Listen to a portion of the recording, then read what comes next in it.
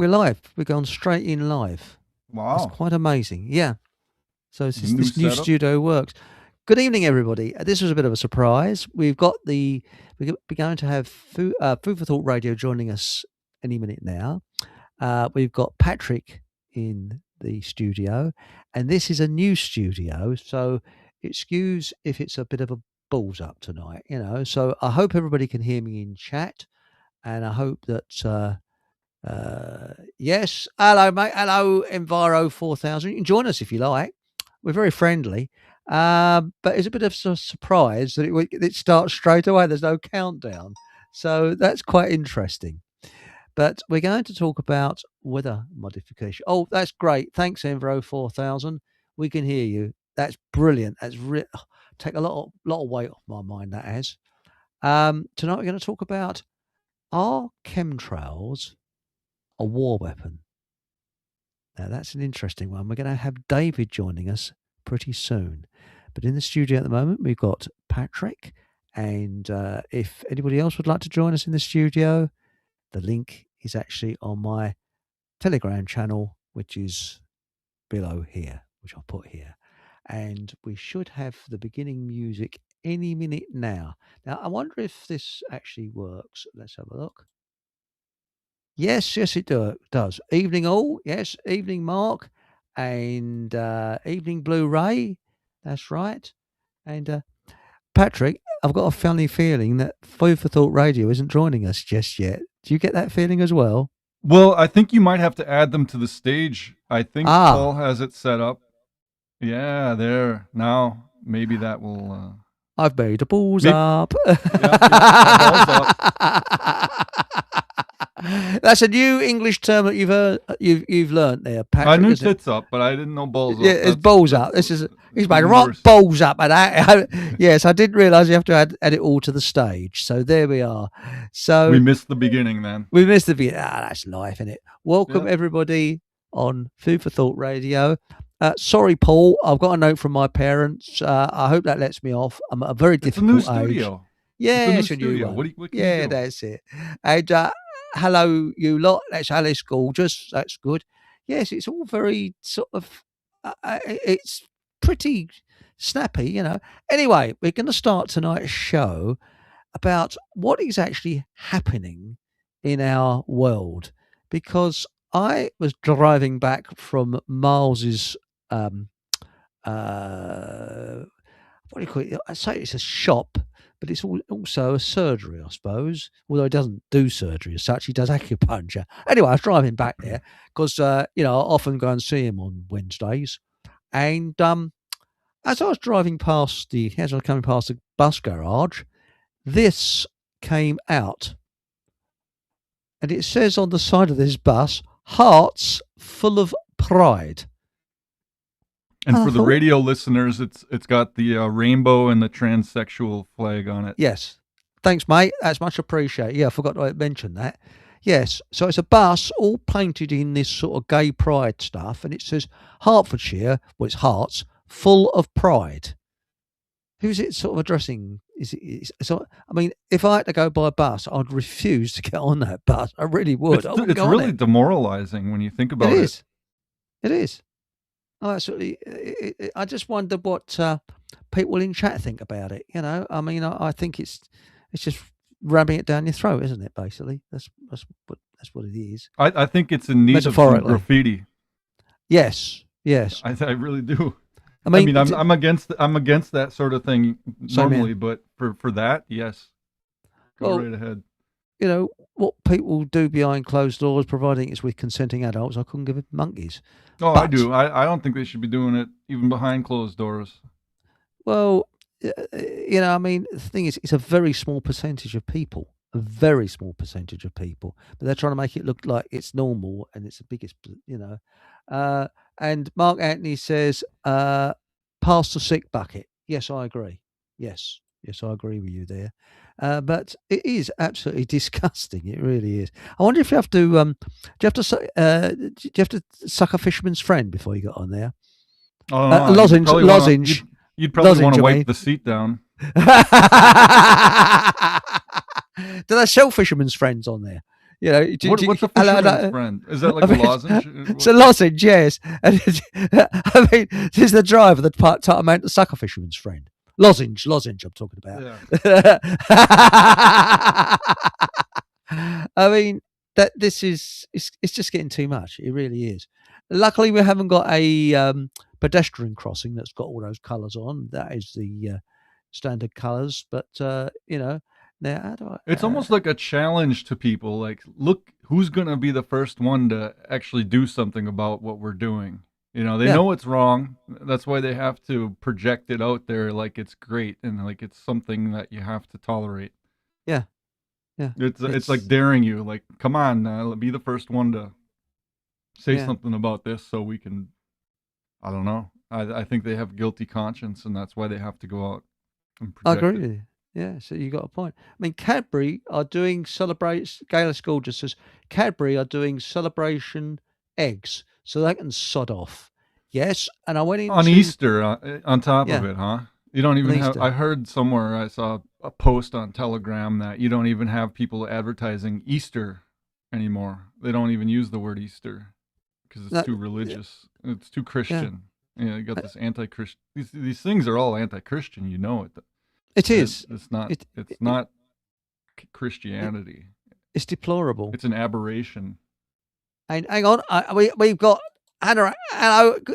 See, I realise I've got to add you into the chat. So, evening, Hanarak. Good evening. You all right? I'm fine, thank you. And what do you think of that bus? You're the transport minister, aren't you? Yes. What do you think of it? Well, I think there's our local operator. Well, in fact, almost every operator has had a vehicle either repainted into that version, or they've added because it's a satanic rainbow, the Pride later rainbow, because it's 6 colours. Yeah. And they've either been added on to a livery, and the same the trains. Trains have got them as well. A lot of the train operators have put them on. They've painted one in LGB. By choice. Interesting, they've all got a brown end. I'm not sure what that's all about, but as I was saying, the one I saw coming out of the bus garage wasn't reversing in; it was coming out. and they always pulled the bus by the back door. I mean, as I said about a fisherman's friend joke, do you ask the driver, do you suck a fisherman's friend? Lozenge. But I do. Well, it's quite tricky when you get on and say how much is it to come inside the bus. Now, what prompts them to do this? Is this coming from above? I take it, obviously. Yeah. Yes. Who owns them? It's who owns them. So who owns them? I'd say your operator is Arriva, isn't it? In where you are, same as here. Yeah. So, that's owned by the German government. So work it out. The German government. Arriva owned by Deutsche Bahn, which is the German railway system, which is still state-owned. So it's German government. Really? In England. Yeah. In England. Yeah. That's allowed. So if anybody on here travels by Chiltern Railways or by cross country or by Arriva buses, they're all owned by the German government ultimately. No, they don't have a word for social engineering, I hear, in the German language, but that's what it is. It's social engineering. It is. And I could just imagine. Are you still there? My screen's gone blank. I see you. I can just imagine Mr. H turning in his grave at the moment. I mean, it is absolutely deplorable. And now, Andy McGrath says first Easter, then no Christmas lights. And Jojo Gizmo says you can get Eid chocolate eggs. But you'll have a hard job trying to find a chocolate egg with Easter on the packaging these days. What the hell is happening in this country? I mean, is this happening in America, Patrick? They've taken all this Not off. Where I'm at, but I'm sure it happens in, let's say, like Minneapolis and that sort of, any urban area.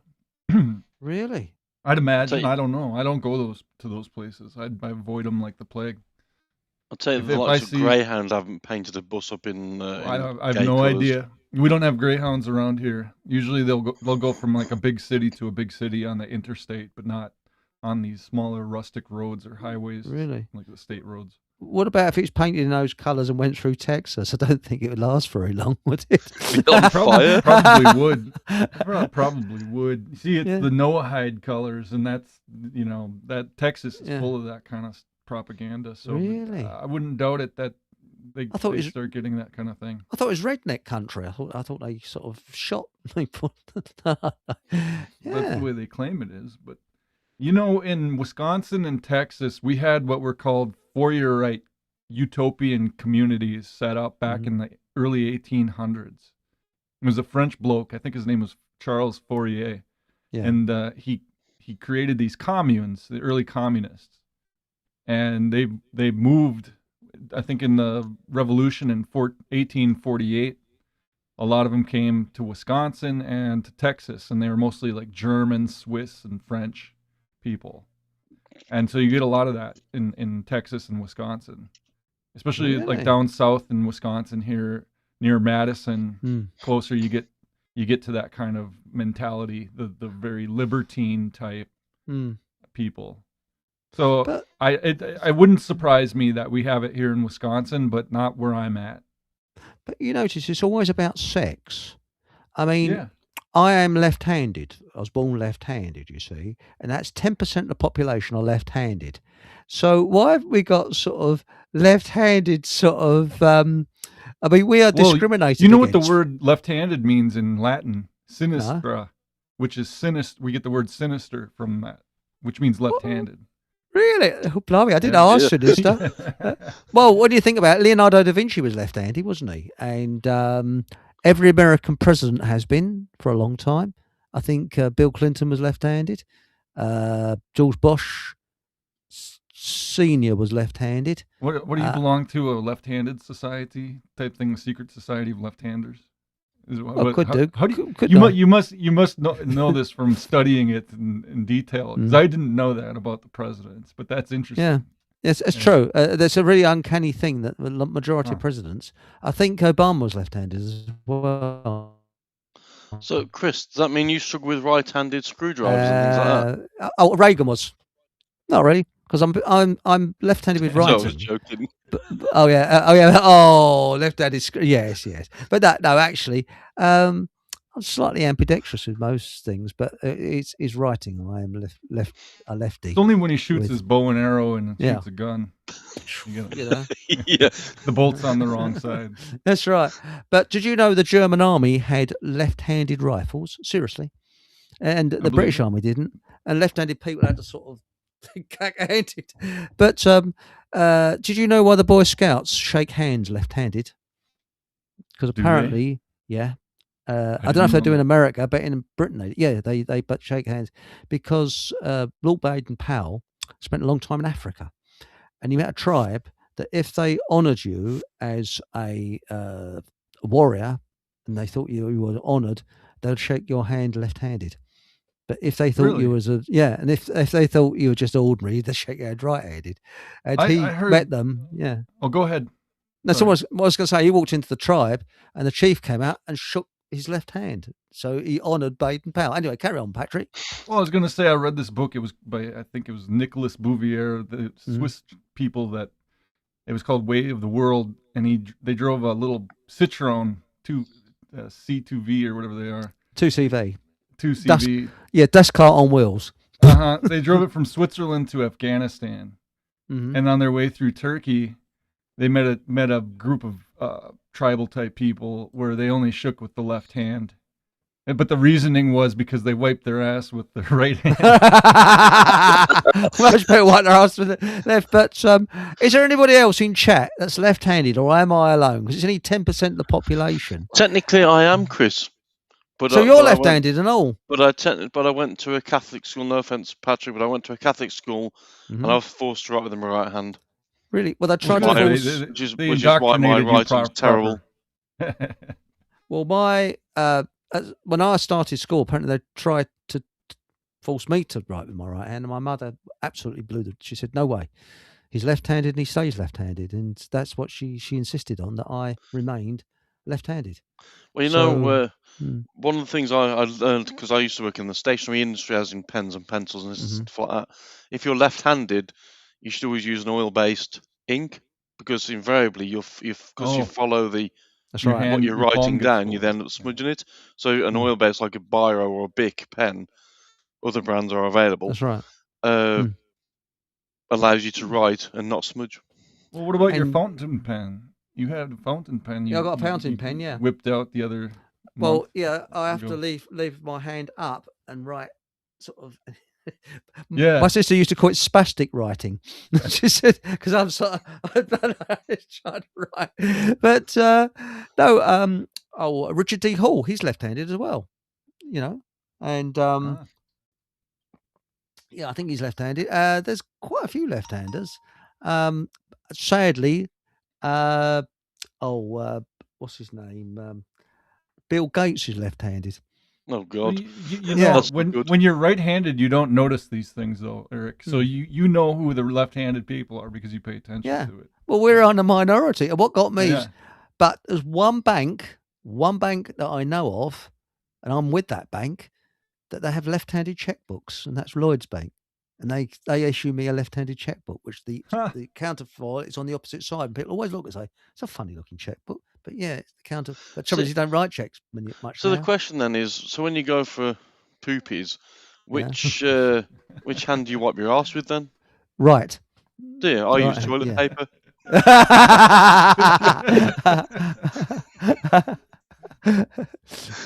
I'm not shaking your hand. Well, we've just going to welcome Exo or David into the. By the way, Jojo Gizmo is left-handed too. So there we go. Just welcoming Exo into the studio. Good evening, Exo or David. And are you a left or right-hander? First of all, we've got to get this very important question over. You got to add him to the chat. You got to add him. I've just added him. Did you? Oh, hang on. Yeah, I've just added him. There you go. Now he's got to unmute himself. Yeah. Well, when he unmutes, microphone. Hello. I unmuted him. Wow, I've got the ability. No, he didn't. He clicked it right at the same time I did, I think is what happened. Oh, it's brilliant. Now, are you left or right-handed? Because if you're right-handed, you can sod off. Now, so, but Jojo Gizmo's left-handed. That's it. So, hang on. Mark Anthony said about that tribe. What happens if the tribe thinks you're an arsehole? Eat you? Yes, they probably would. And Sue Sparkles says, my dad was, and I was as a small child, but my mum forced me to use my right. I can do certain things with my left hand. The strange thing is that left-handedness is more pronounced with men than it is with women. And they say it is to do with dyslexia. I'm not dyslexic, though, as far as I know. Are they more creative, left-handed people? Well, it sounds as if I'm showing off. I said yes. But I actually worked in an office. How many people was there's and there was only, because there's certain professions that has more left-handed people than others, and one of them is architecture. And I worked in an office with, I think, about 12 blokes, and there's only about 3 of them that were right-handed. The rest of us were left-handed. We were all left-handed, yeah. And it's very common. Manually blueprint, did blueprint type work and all that? Well, we worked on drawing boards. Just got used to using right-handed equipment, and you just sort of were cack-handed. But using a drafting machine was very difficult because you're left-handed. So, but parallel motions were okay, So left-handed people, it's very difficult to use a drafting machine. So that's it. Then certain tools aren't like I use a digital SLR camera. And they are, I suppose you have to be ambidextrous to use them, because for the lens you use your left hand to focus it, and the right hand is always where the shutter release button is. It's always on the right hand side, it's never the other side. And Rick, you're left-handed? I am. I'm ambidextrous, really. I am actually left-handed, but I'm a minority here then. I'm right-handed. Yeah. Now, David, welcome to the show. David's gone. David left.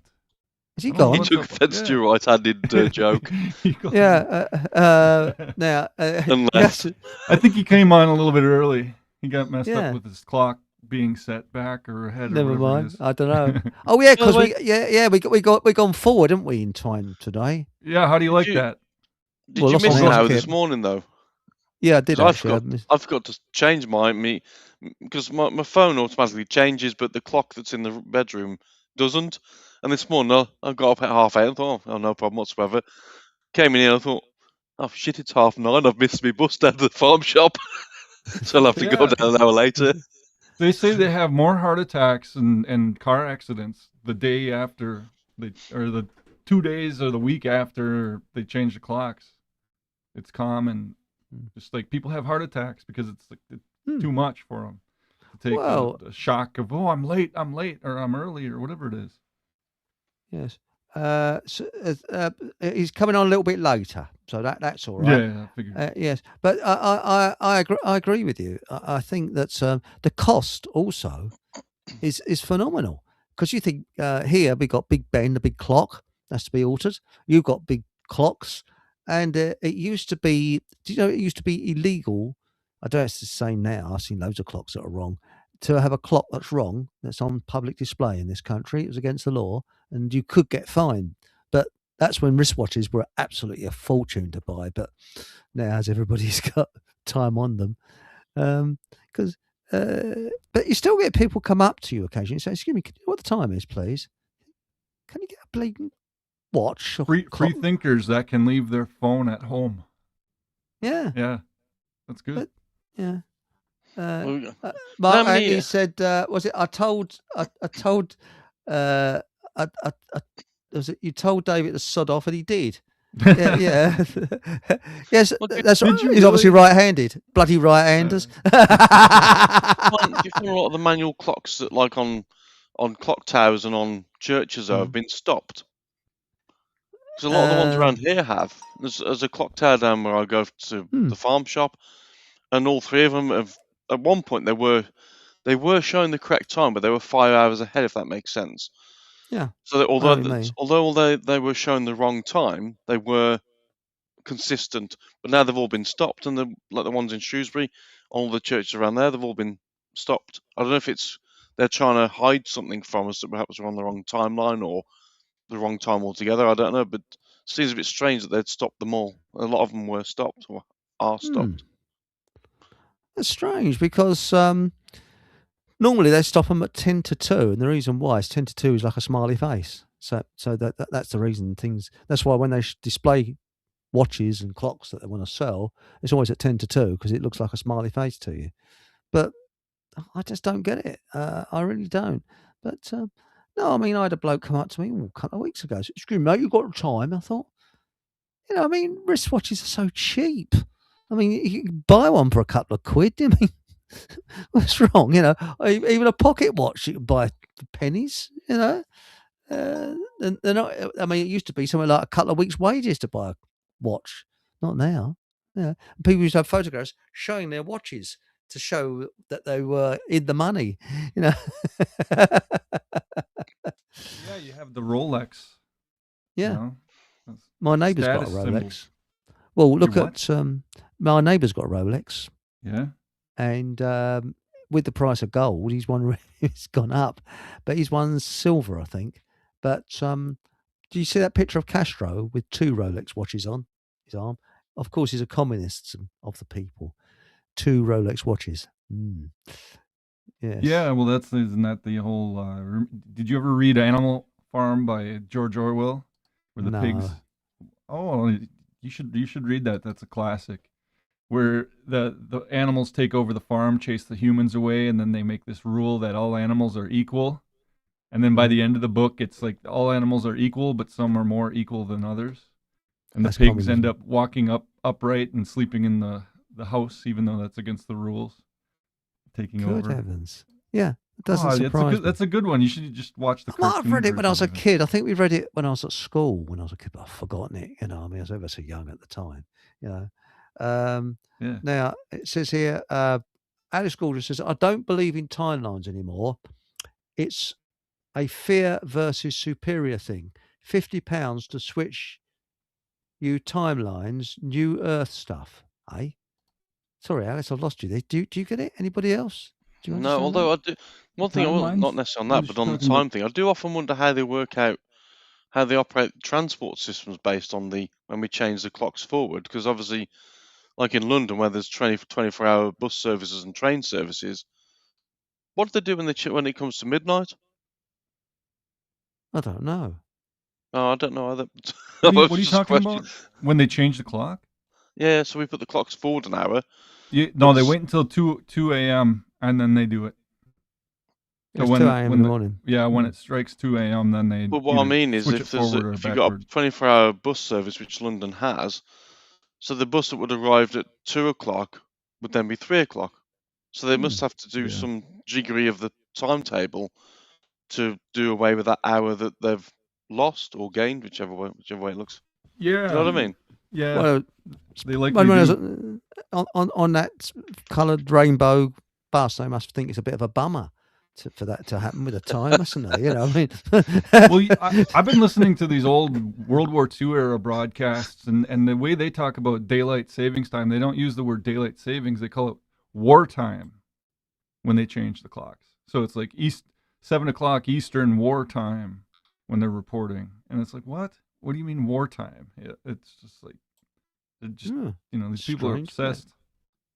The warmongers, I guess things never really change, do they, in our society? Oh, no, it's like no. The warmongers are there, and they're, just like they were in the past, calling for blood and people to go out and serve them. Oh, crumbs. What's getting me is the amount of armchair generals about this Middle East conflict. Yeah. I mean, coming out of the woodwork. That's right. I mean, I kind of like what's that? Douglas McGregor. McGregor. He's good. I like him. And of course, you got the child on that side. Yeah. Anyone that would talk to like a George Galloway or any of those type of people, they're not warmongers. They're against it. I mean, to an extent they are in like a defensive type situation, but they follow. Right. They try to follow the law.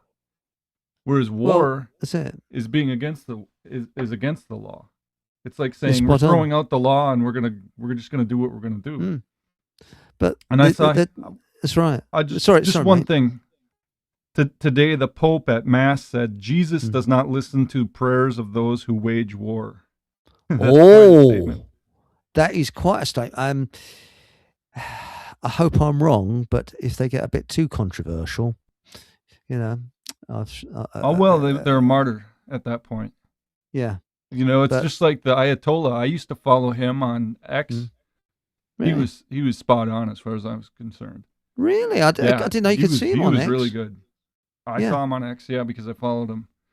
Well, there's a woman. I'm kind of up on Persian culture, and that I even tried learning Farsi at one point. I've got grammar books behind me. Yeah. There's a girl that comes on. She's in England. She's from Afghanistan. And she said, people don't realize how advanced Persian culture was. Incredibly advanced with poetry and mathematics, the lot. And, but I mean, I don't know what's wrong with Trump. I mean, they're saying he's on loads of medication. Well, I should think so if he lives on junk food most of the time. But have you noticed he's changed a lot in the last couple of weeks or months? Oh, yeah. Ever since Charlie Kirk. Ever since that last war. The what did they call it? The 10-day war or whatever. That's right. Yeah. Yeah, and then Charlie Kirk got killed, and apparently he was telling Trump not to go to war with Iran, and then they kill him, and then it's been held off until this point. Well, I'll tell you what is odd. They're talking about boots on the ground, just boots on the ground. Well, if it's boots on the ground, it'd be like Vietnam. That means they're going to go into these islands that are in the Persian Gulf. Try to take them over. Yeah. And then what? Invade the mainland where it's all mountainous. It's like Afghanistan times 10. Yeah. It's just really foolish. It seems like Vietnam War. I mean, I'm hoping to get a Vietnam vet on here soon. And he realised that it was what they call it a sustainable war, a war that was not meant to be won.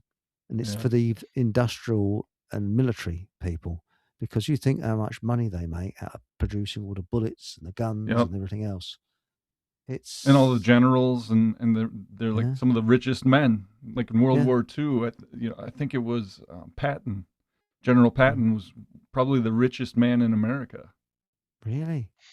Well, I've been watching something today about. I've been watching an Eric debate think about the propaganda and stuff that came into things like the sinking of the Lusitania, in order to get people in America to be against German people, and then bring America into World War One or out two, of whichever one it neutrality. was. Yeah, and the same we had a policy of neutrality, and then they started attacking the Arabica and the Lusitania or whatever. And apparently the from what I was listening to today, the powers that be in America and in particular in Britain knew that they basically ordered the protection of the Lusitania to be dropped. So they knew it would be sank and deliberately. Well, it's like Pearl Harbor. It was a similar same situation thing, where they put in all their old ships and took the new ships out and set it up for a beating. Yeah. Oh yeah. On that one, they'd parked all the aircraft nose to nose, so they couldn't do anything. They couldn't take off even if they wanted to. Then they did the same with the ships, part of them, basically end to end. So there was so it made it easy for the Japanese to do the honors. But apparently the Japanese didn't want to do it. They were dead against it. Yamamoto was against it because he actually lived in America. He could speak fluent English, and he went to university. They were our allies in World War I. That's right. Yeah, and in the Japanese-Russian War. When the Tsar was around. Sorry, I didn't mean to talk across you there. It's very rude of me. Sorry, Patrick. Well, please, I don't mean to interrupt either. That's okay. No, I interrupted you. But no, I interrupted you. Yes, we're very polite here, you know. But I was going to say is that the Japanese, and people go, what? After 1945, Vietnam was known as French Indochina then, and they fought alongside the British to push the communists back after up until about 1950 something. Because what happened is French Indochina, we had Ho Chi Minh that wanted to obviously turn the whole of what was later known as Vietnam communist, and Britain did not have any troops available, and America wasn't particularly interested at that point. So the only armed army there was Japanese POWs. So they rearmed the Japanese POWs, and under British command, the Japanese pushed the communists way back. And they reckoned if they were allowed 3 weeks extra, they would have wiped them off the face of the earth. And they reckoned that the Japanese army and the British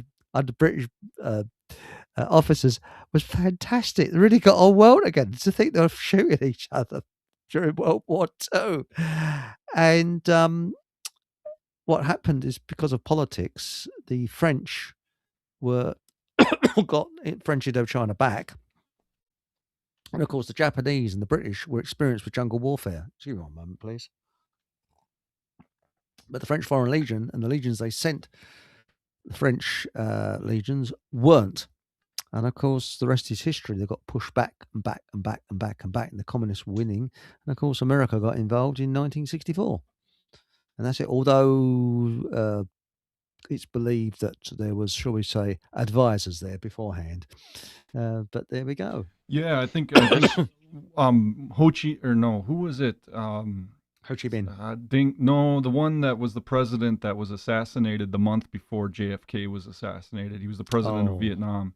He was a Catholic, and Dinh something or other. Yeah. Oh, I can't. Oh. But I think they were trying to push Kennedy into it, and that's another reason for getting rid of him, so that they could declare war and go to Vietnam with all the troops, with Johnson in. Because they stood to make a ton of money, like any of these things, like you were talking about, The warlords end up making all the money. Well, that's right. Poor sods out on the field. Was it somebody called? I'm gonna have to spell this. NGODIHDINHDIEM. Is that the guy you're on about? Yeah. Negodindiem. That mean? Yep. Yeah. Oh, hang on, we got John Bassington. I think he's in America. Are you American, mate? I think you are. He's just said the battleships in Pearl Harbor were very old and expendable, and the aircraft carriers were out to sea. That's right. It was a complete setup, as the guests have stated. Yeah, it was. It was a right setup. Yeah. Chris. Yeah. One of our people, the women in the chat has said that the blocks that show who's in chat on here as we talk. Apparently that's blocking off the screen or cutting off a lot of the screen. The new studio. Yeah. Is it? Yeah, I don't know. How would you get rid of that? What? So the way you see it on the screen is the way they see it. Right, and it's blocking off a lot of the bottom. Yeah, but apparently it's all shown on this screen. I don't know. Get your technical trousers on. Get me technical trousers on. Let's have a look. I don't know how to do that. Hang on a minute. What we got here? I've got private chat there. No, don't want private chat. Activity. Let's spread that. No. It's a learning process. Yes, it's definitely a learning process. I don't know what I'm doing here. Now, let's have a look here. Here we are. Now, should I turn it off here? Right. That should disappear. There, that's at the chat off. Is that better? How about the 3 blocks? You can see. Yeah, I don't know how to get rid of them. Yeah, I don't either. Because I didn't even know how to. Because I don't like. I like a full screen. Yeah, I like a full screen, and I like to people come in, and I don't have to let them in or anything like that. Because why should I be put into the position of saying, "Oh, you can come in and go out"? No, I don't want to be in that position. People can come in and go out. We're all mates. I can't stand having to. It's horrible. But anyway, is that better with the live chat off, or do you prefer it coming down the side? So everybody. I don't. It wasn't the live chat. I think it was the blocks across the bottom. Yeah, I like the live chat. That was kind of nice. I do. Yeah. I don't know. We'll have to practice this. Yeah, we'll figure it out. Yeah, but I'm frightened to take the blocks off because it'll shut you off. So this is this new studio. So I sort of sit up like this. I don't know. I'm sorry, folks. I'm very sorry about this, but I don't know what's going on. Just going back one thing about the Pride, that Pride bus that's been done. Yeah. What happens if you're into the back of it in your car? What would you put on your insurance to inform? The bus smiles. Oh.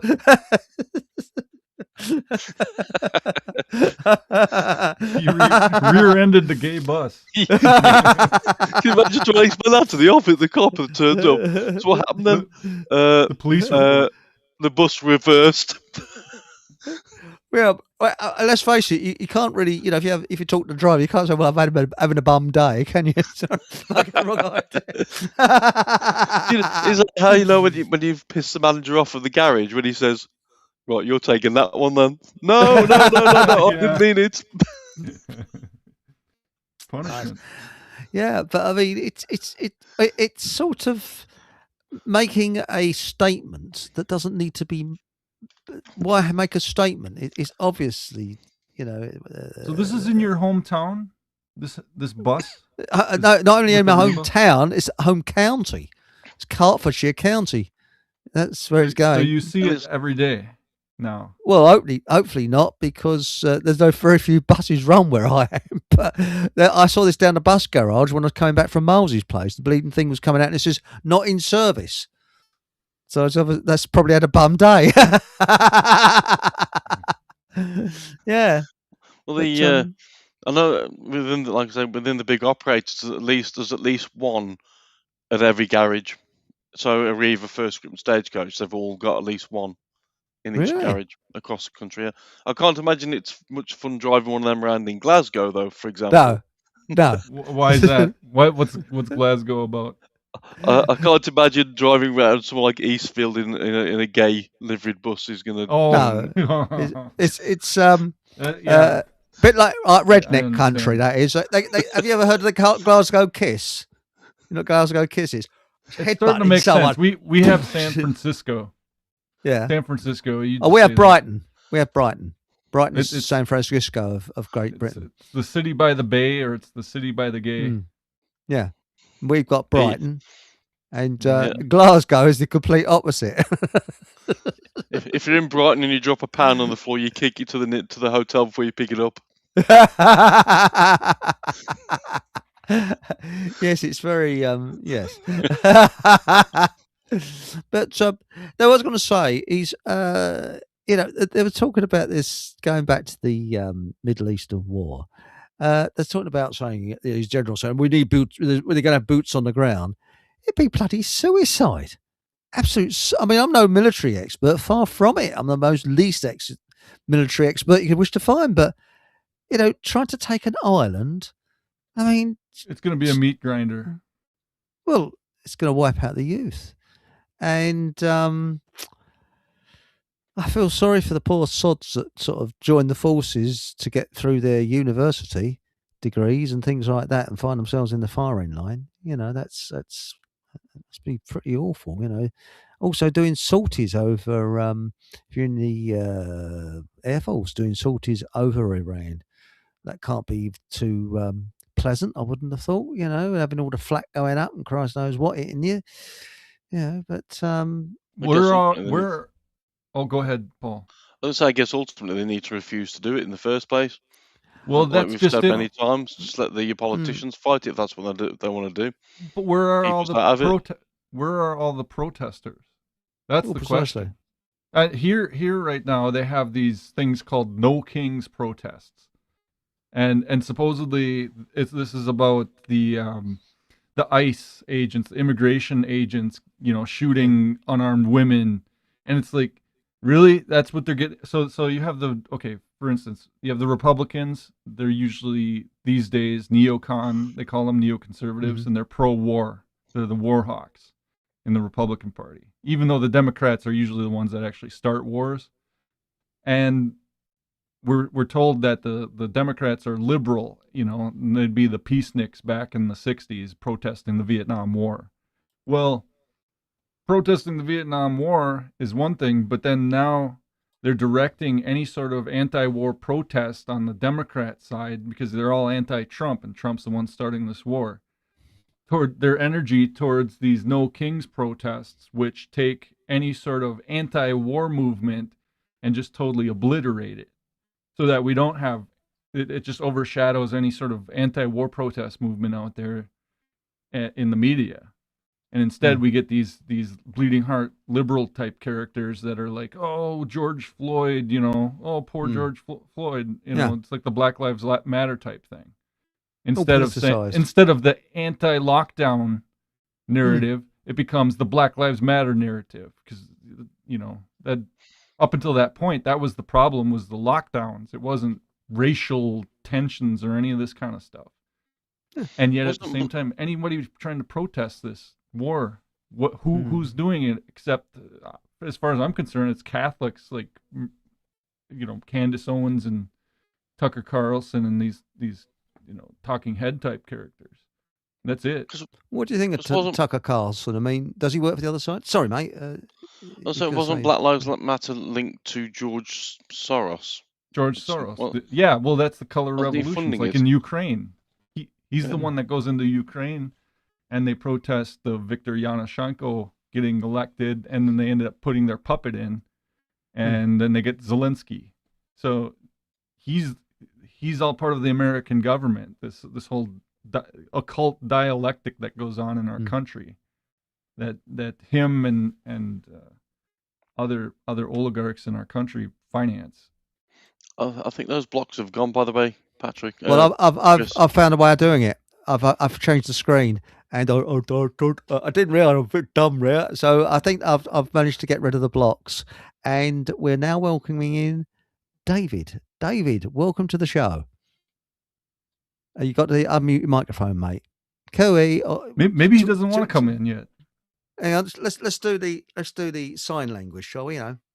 David, can you come on to mute your microphone? Unmute it. Oh well, he's there anyway. He's I think there, he's in the studio.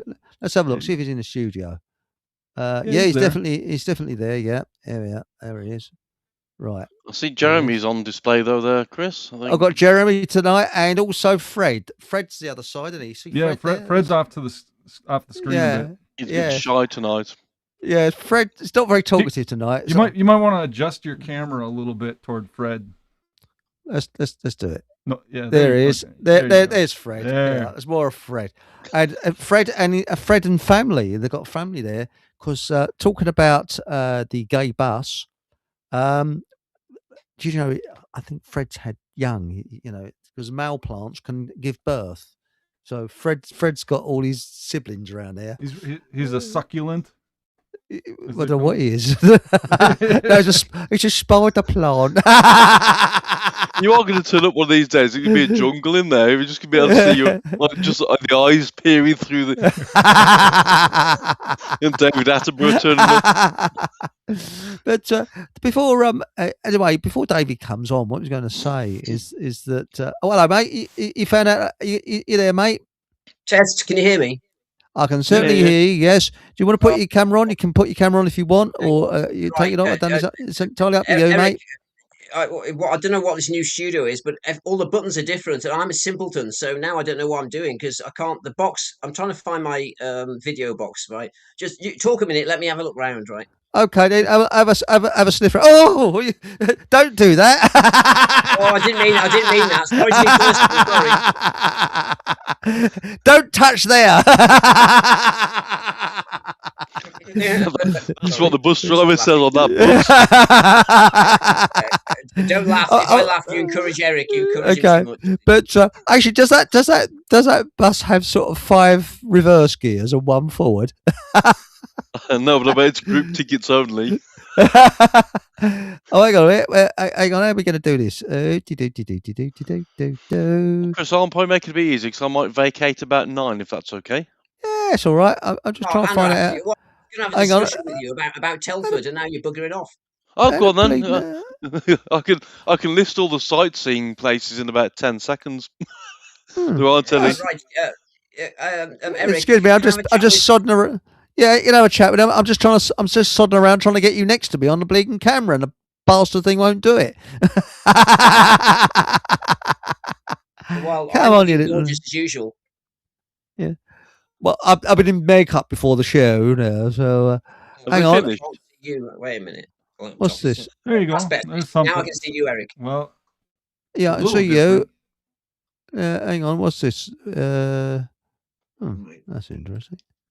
I'll tell you what, it's like watching your dad trying to use the remote control in it for the first time. It is, isn't it? I do and I don't like this studio. Why are you in a small picture at the side? Why are we side by side the same bleeding size? I'm happy like that. You don't need to see my facial pimples and stuff. So I'm happy being small like that. That's fine by me. Oh, as Paul was saying. Yes. Just monkey with it more. You'll figure it out. Larry and I, we've been in makeup for a long time. Oh, Larry. Mr. Gielgud. Gielgud, the world's worst actor. Would you say? He was shite. How he got all he was shit, wasn't he? I don't know how he did it all, right? It's the British buggering sort of support system of the upper classes. As long as you buggered a few kids, you get an Academy Award. I mean, that's how it worked, right? Yeah. I think you're right. Yeah, we can say that now because he's dead. But we're going to speak. The buggering bus. There's a name for the buggery bus. Yeah. Yes, plenty of those around the acting scene in Britain. In Pinewood Studios, before Hollywood, we had Pinewood Studios, and they were all up to all sorts of shenanigans that we don't want to know about. All quite, apart from Errol Flynn and who's the other one? Who's the other? David Niven. Probably him, but in America also the guy who's that one that played the banjo by a lamppost. I forgot his name. Right, banjo by the lamppost. Come on. All you lot should know. Come on, lamppost. All I know is that an exhaust is not an intake. Now you've confused me, Patrick. I'm totally confused. Well, you know, the exhaust. I'm So you're strumming going back my to that guitar. bus. Chris, you should know this. Lamppost. Who's the lamppost bloody got? It says Paul English. He'd know who I meant. Oh, hang on a minute. Do you mean Eastwood? the bloke with his ukulele? Look, that's him. Oh, hang on. Oh, No, that's We've all had too much chemtrail aluminium. We can't remember the guy. Come on, it's at the tip of my tongue. yeah, it's at the tip of my tongue. Who are you talking about? Who are you talking about? The bloke used to play ukulele in the 1930s and 40s. George Formby. Is that that's the man. George Formby. That's the fella, yeah. Right. Yeah. I was trying to Google who played ukulele, but I couldn't spell ukulele. You're too slow. You're far better with looking up buses. You're too slow, you see, on that one. Be careful when I say looking up buses. You've got to be careful now. We've got that stripy bus, you know, you've got to be a bit, what is it, rainbow bus.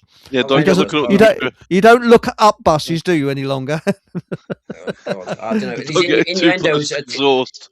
Exhaust. Looking up exhaust. This is too complex for me. I'm an old git, and all this current stuff to do with innuendos of the new LGBT10 world is just too much for me. So anyway, God, George Formby. I was going to tell you an MK Ultra, a really interesting thing about, but now I don't think it was George Formby. There's another guy from America. So we had George Formby. Yeah, in the Tiny UK. Tim. You're talking about Tiny Tim in the 60s. I know. No, I know Tiny Tim. No, I know. Through the true lips with me. Was it the Hawaiian? He was a weird one. What a weird guy that Tiny weird. Tim was. No, he invented weird. He did. Right, come on. Right, George Formby. Then come on, Patrick. You had another US person who played. God, it wasn't George Formby. There's another guy. How long ago? You're talking like late 50s, early 60s. Don Ho? No, it's even more obvious. What did he play? Hang on, Roy Rogers. My four-legged friend or four-legged friend. Late ukulele. I'm trying to think. No, come on, right? The guy is so well known. I can't believe, and it was a bit like. Is it Bing? It's not Bing Crosby. Did he play that? Anyway, he didn't play the ukulele. All right, I'll find out by the end of the show. But he was basically offered an MK Ultra mind-controlled woman on tap, right? And he was so scared of this. So when and guess who offered it him? Who's that guy from not the Rat Trap? What do they call that? Those people from Las Vegas who do the Rat Pack. Rat Pack. That was Dean Martin, Sammy Davis Jr., and Frank Sinatra. And Thanks. Right. Okay. This was Frank Sinatra, right? I mean, and again, we after 9 o'clock, so I don't want to discuss violent stuff. But Frank Sinatra was one of the most violent people to these mind control, what they call presidential models back in the day, right? But he offered one to Bing Crosby. Is that the name? Is that Bing Crosby? Yeah. Yeah, but I don't imagine him with a ukulele. Yeah, he was play ukulele. Early. So Alice Scholes just put Harold Lloyd here, but no, he didn't really. Oh my God. No, that's going well back there. His name is Harold Lloyd. Do you remember that? Coming home from school, and then all there was on was Blue Peter, John Craven's Newsround, or Harold Lloyd. Yes. Yeah, it was great. Harold Lloyd was far more interesting, right? Cliff Edwards. What I liked. Wasn't a chap called Cliff Edwards, was it? Yeah, that's what I was just going to say. Cliff Edwards. Singing in the Rain. Bing Crosby and who we just mentioned, George Formby. Right, so I'm on about Bing Crosby. That's the one I'm on about, right? Perhaps he didn't play what they call a ukulele or a guitar, but what happens was, not Dean Martin, Patrick, who did you just mention? God, the main guy. Frank Sinatra. Right, so Frank Sinatra was told to induct, this is how they work, Bing Crosby into this sort of look, if you come to Las Vegas, you get famous, and look, we can put you these mind control sex kittens, right? Which is of course what was around. This is Henry Kissinger's project. I mean, this is one of my main areas I've looked at for years. And Bing Crosby was so shocked by thinking that he'd have a woman that would do anything he wanted, and all his sexual needs would be taken care of for the next 2 days. Frank Sinatra said, "Here you go," that he hid in a wardrobe from this. What they call a presidential model from these, and that's the original. Everyone goes about MK Ultra these days. Well, look, it's now old hat, but back then it was a very brand new, very efficient thing, and they were sort of trying it out to control, just like the let's just say the Tel Aviv lot are now doing with things like Jeffrey Epstein. This was all being done then by these other people down, including the mafia. That's right. Playboy was blackmail. It was Hugh Patrick, but Hefner. let me say yeah. one thing, and let me say one thing, and I'll shut up. That in this scene for years, I said that when Epstein first came around, and I said this isn't about sex and kids and stuff. It doesn't matter whether you do something or you don't, right? There's a rumor about Gordon Brown, who I talked to Paul English about this years ago when he first started this channel. I said, I had a friend tell me, and this was at a conference with Labour people I was just happened to be at a conference where when there was a leadership dispute between Tony Blair and Gordon Brown, and Chris, Eric, you'll remember this, that there was a bit of that if you remember, Gordon Brown had been promised by Blair that yes, you can have half the, when Labour get in, you can also become Prime Minister. What happened is Blair, the greedy effort, as we know him now, would not give up the prime ministerial kingship, right? And so Gordon Brown got really pissed off. This is all documented. You can see this. And so what happened when Gordon Brown started sort of semi-threatening Blair in a very nice sort of Gordon Brown sort of way, what happened was suddenly Gordon Brown apparently had a toddler thrown on his lap and a picture taken, right? So think about that. And this is with the Epstein stuff. You don't need to do things to a baby or a toddler or a young girl or boy. You don't need to do that anymore. What they do, they simply take a picture. What's Gordon Brown going to say?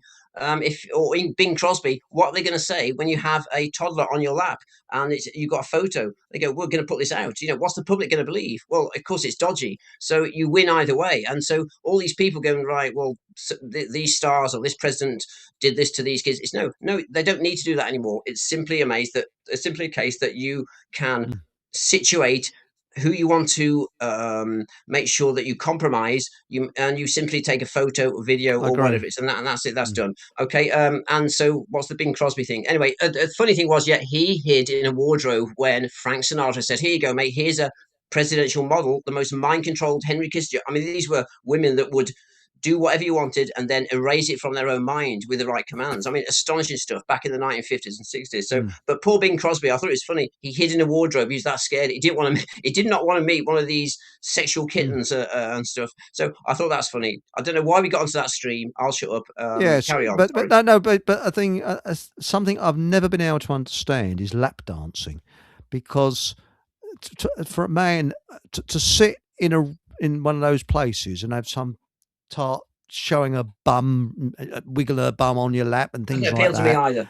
I'd find that most embarrassing. I really would. I'd go bright red with embarrassment. And I think it's not you doing the lap dancing, Chris. I know, but I mean, I'd say, well, I've got to go because something's just come up, or something like that, my grandma's made me tea. I've got to leave. Yes, yes. I mean, but no, seriously though, I think it's just humiliating for men and women. I mean, it just doesn't. What is it? There must be a certain mind that does it. I mean, what's it like in Wisconsin, Patrick? I mean, have they got these sort of bars there? Yeah, lap dancing there. But do they? I'm sure they got all that. Well, Las Vegas. Come on. Yeah. I don't know. You were talking about the Manchurian Candidate. Did you ever see that Frank Sinatra film? Yeah, absolutely. Yeah. Years ago, I've forgotten it. Yeah. Where it's the MK Ultra playbook essentially in that film, where they're going to assassinate the president, and they create this character that goes over to Manchuria and is brainwashed. And there he's you go. given a code word. And when they say the code word, he snaps into his. That was Afghanistan banana stand. That was it, wasn't it? Was that the one where he's going to? Yeah, he's going to break into a bank deposit vault, and if he says Afghanistan banana stand to the bloke who's got the keys, he goes and just opens the bank deposit. There's all the gold there. Yeah, that's interesting because I know I've been on about the Marvel films and how there's a lot of truth in them. And the Captain America, the Winter Soldier, follows that process, where they got this guy who they say certain words to, and that changes him from a normal individual to an assassin. Again, that's right. They tell us everything. They tell us everything that they do, just in a cryptic way. But you see, Britney Spears, when she freaked out, woman must have said a code word. She went, "Oh!" and yeah, do you remember that? But what the point that Anorak's made there, it is actually, it's people don't believe it. It was that efficient in the 1960s. So Patrick mentioned Manchurian Candidate. Well, all that came from Manchuria, China, you know, and a bit like Russia. Russia, I mean, we're going to go on, if we've got time now, because we're waffling a lot, if we're going to go on to discuss the other side to the chemtrail phenomena, which I hinted at we're last. going to go on. Yeah, going to go on to that. It's 9 o'clock, so it was first hour, a bit of chit chat, and we'll, you know, but that's let's all keep okay, you loose. Yeah. All right. No, but that's good, because what everyone's mentioned, Patrick, Anorak, and yourself, it's a good introduction to, you know, and again, when you think of chemtrails and what we discussed last time, which is the basics of why, you know, what these are planes are here, and if you go into what I said, well, look, I set up this website, and why on earth, if this thing was such a load of bullshit, why on earth did I get all these universities, NASA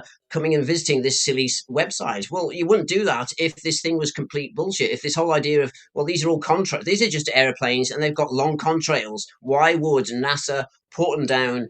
Purdue University, endless others, JPL, and numerous others that Patrick helped me out. And I've got. We can. I mean, Patrick, can you help? I mean, can you? If I put that up again, I don't know if we want to do a sort of. I'm aware there's. See, Patrick, you taught me a lot last time that there are. I can't do that anymore. I can't do that anymore because it's a different setup. Right, I can give it a try. I guess I could. I've got the share screen thing.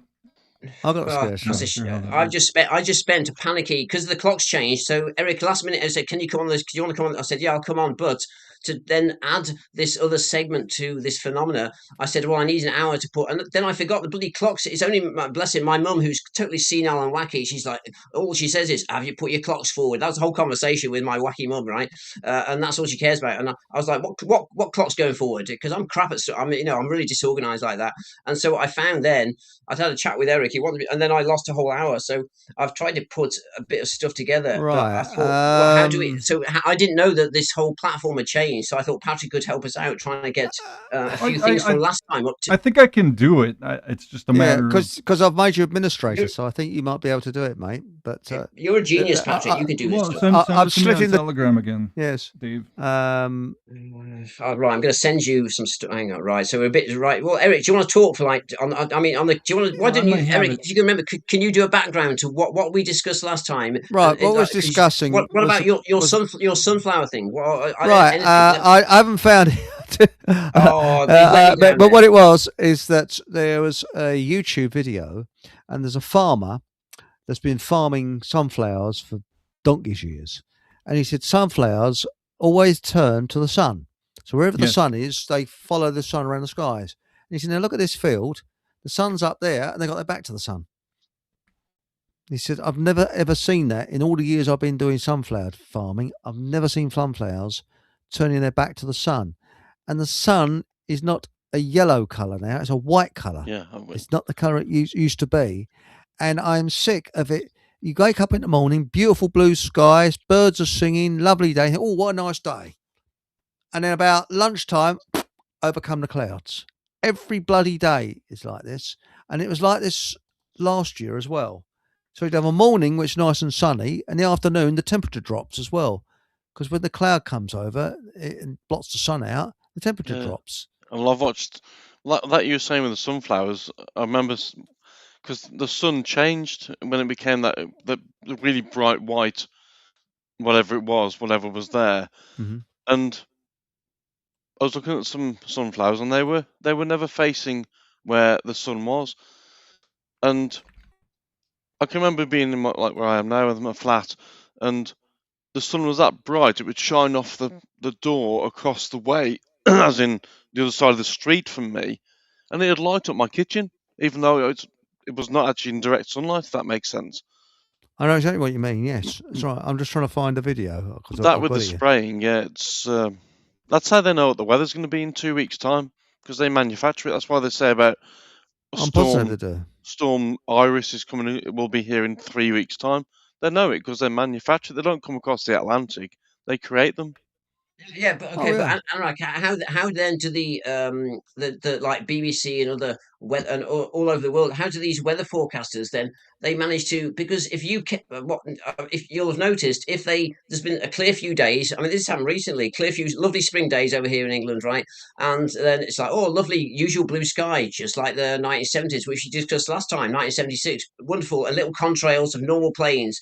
And as I pointed out, jet engine technology has now got so good, you get hardly any residue from a plane, even if it's going through the atmosphere and going through an icy cold level, which i.e. is just ice crystals forming from the jet. Even that now is minimalized. But so today, despite this jet engine technology being fantastic and not having no pollutants and not even much change as it goes through the atmosphere in simple ice crystals, in other words, it's only ice crystals that come out from normal planes these days, not big long streaks, and it certainly isn't anything else from jet. You don't get smoke from jet engines. It's not like your car exhaust. If you drove a Ford Granada in 1980, well, yeah, that would choke you as you parked up. That would choke you because the exhaust was full of lead. And well, we're way beyond that now, and jet engines are way ahead of even car engines. So that didn't happen. So what we see today are totally different. And there's a reason, and they've even honed the output of.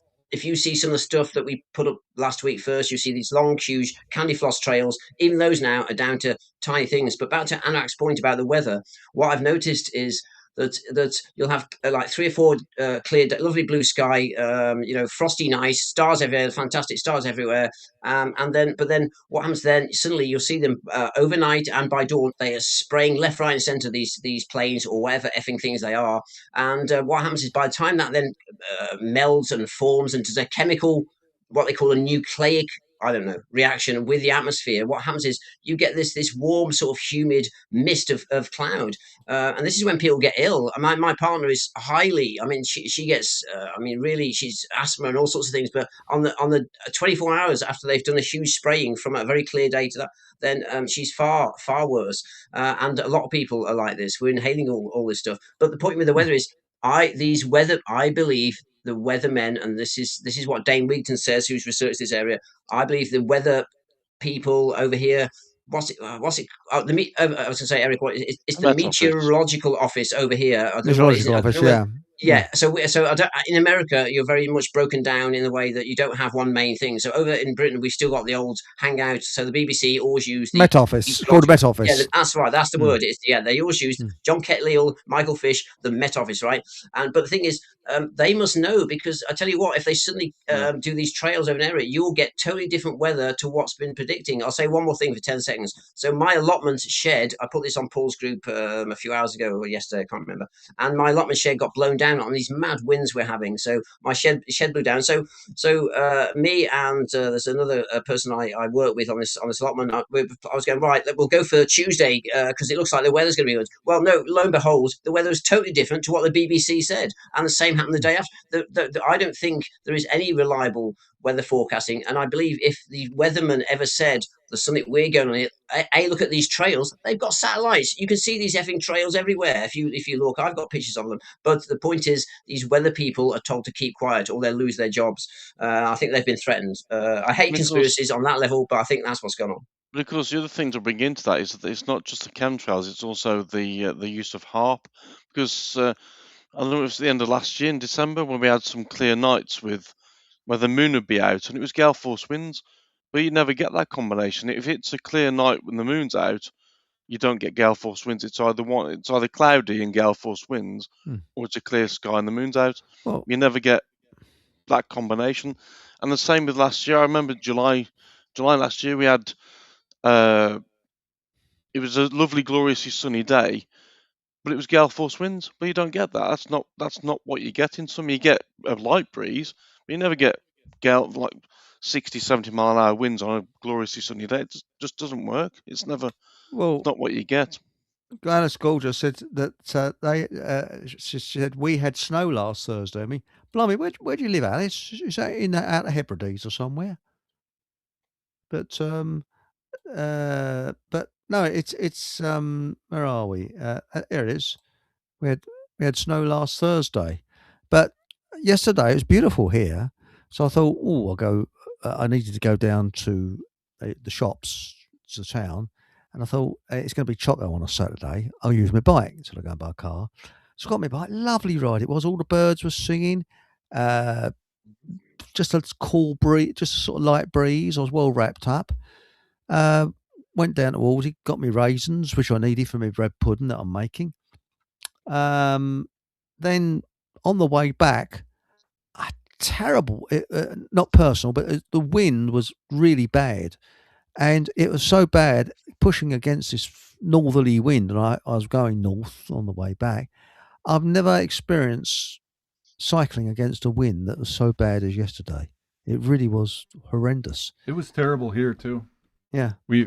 Well, I mean, it wasn't terrible, but it was windy. We put a fire in the fireplace, and the smoke was coming out the front. Do you still get the spraying in America as well, Patrick? Because I understood that Robert Kennedy Jr. was trying to do something to stop all that. I thought they banned it in America or in a lot of states. He did fuck all. He could. Sorry, no, I don't want to interrupt. But RFK, I know he's a great guy. I love JFK, the last great president we've ever had on the planet. But they are not in a position to do anything on this issue. We're on at CIA level and even way up. You can't stop this stuff, and so it's way above RFK. God bless him for mentioning it, but they can't do anything. Do you think? I mean, a lot of actually there are countries that have tried to stop these planes flying over them. I can't remember who they are now, but there's countries that have tried to stop this. They can't. It's a global project that are done at some very top level. It may even not be on our terrestrial level. It may be above that. I don't know, and I've researched this for like 20 years for really in depth. So I still don't know if it might even be something a little bit more weirdly demonic or esoteric above the terrestrial government. That's what I'll say. Could that be why some of us can see it and some of us can't? Really good point. And there are cases where a bit like the UFO thing, where some people point out and go, well, I can see this and I can see that, and then you ask another person next to them, and they go, well, I don't see it. I don't even see the trails next to it. And there's you're right, Anrak. There's some link with consciousness here, and I still don't know what it is. And the topic is fascinating, but at the same time, it could be killing us. So where do you draw the line between it's a fascinating esoteric sort of spiritual thing that might be there, might not be, to with consciousness? Where do you go for that? But then also, why should you then shut out the fact that, good God, then you could be getting poisoned by this shit? When you look into the ingredients, which we've not come to yet, the ingredients and what it's doing, which we go on to in the next half hour, then the stuff is what's coming down from these quote planes is damn dangerous to human life and to plant life and to everything else around. But we had a chappie on a couple of weeks ago, Maleficus, who was saying that that there's something that must already be up there, and they're spraying something to mix. Do you remember that with what Maleficus was saying about? I remember that, yeah. Although I still find that hard to believe. I do, but because how would they know? I mean, I suppose flight paths are technically, I suppose they're in situ. They know roughly where the planes are going to go. But with that in mind, they couldn't really be sure that with the drifting of winds and all the rest of it, where those chemicals would be for a plane to hit them. But I would say that on modern aircraft, there's enough. I mean, the underside of a Boeing 747 isn't all luggage, is it? Some section of it will be luggage, but not all of it. So there must be sections on there they can use. But what I heard was they're mixing it with the fuel. And this is how they are actually helping these budget airlines to survive by saying, well, you mix this with the fuel, and I don't know. But what gets me, could they be using this for a defense thing? Because you think about it, again, going back to this war in the Middle East, if you could create, say America could create horrendous weather in Iran, then they virtually won the war. And if Iran could create horrendous weather elsewhere, say in Israel, they've won the war. So I'm wondering whether whatever they're doing in the sky is not necessarily weather modification, but more of a weapon or a defense weapon to stop our enemy controlling our weather. What about that? Okay, That's what I'm wondering. Yeah, all right, and Eric, that's the angle you asked me to come on about, and that's right, yeah.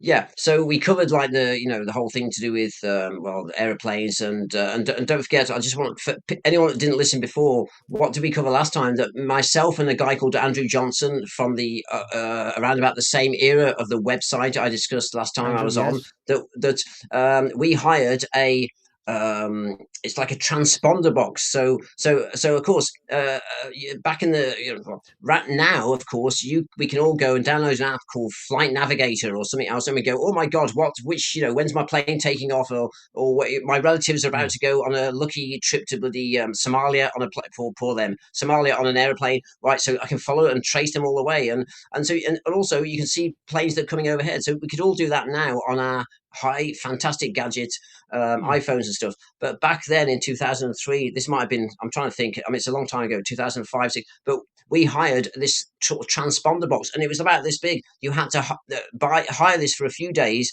and what it did, it then linked to aircraft transponders, so you knew who was flying over you, and these planes between, because at the time our theory was, and this is based on the website we discussed last time. I was like, this is all military tanker planes, because they used to fly 5,000 feet, usually higher than the usual air traffic. So most air traffic flies at 28, 30,000 feet, and these commercial taking you on holiday.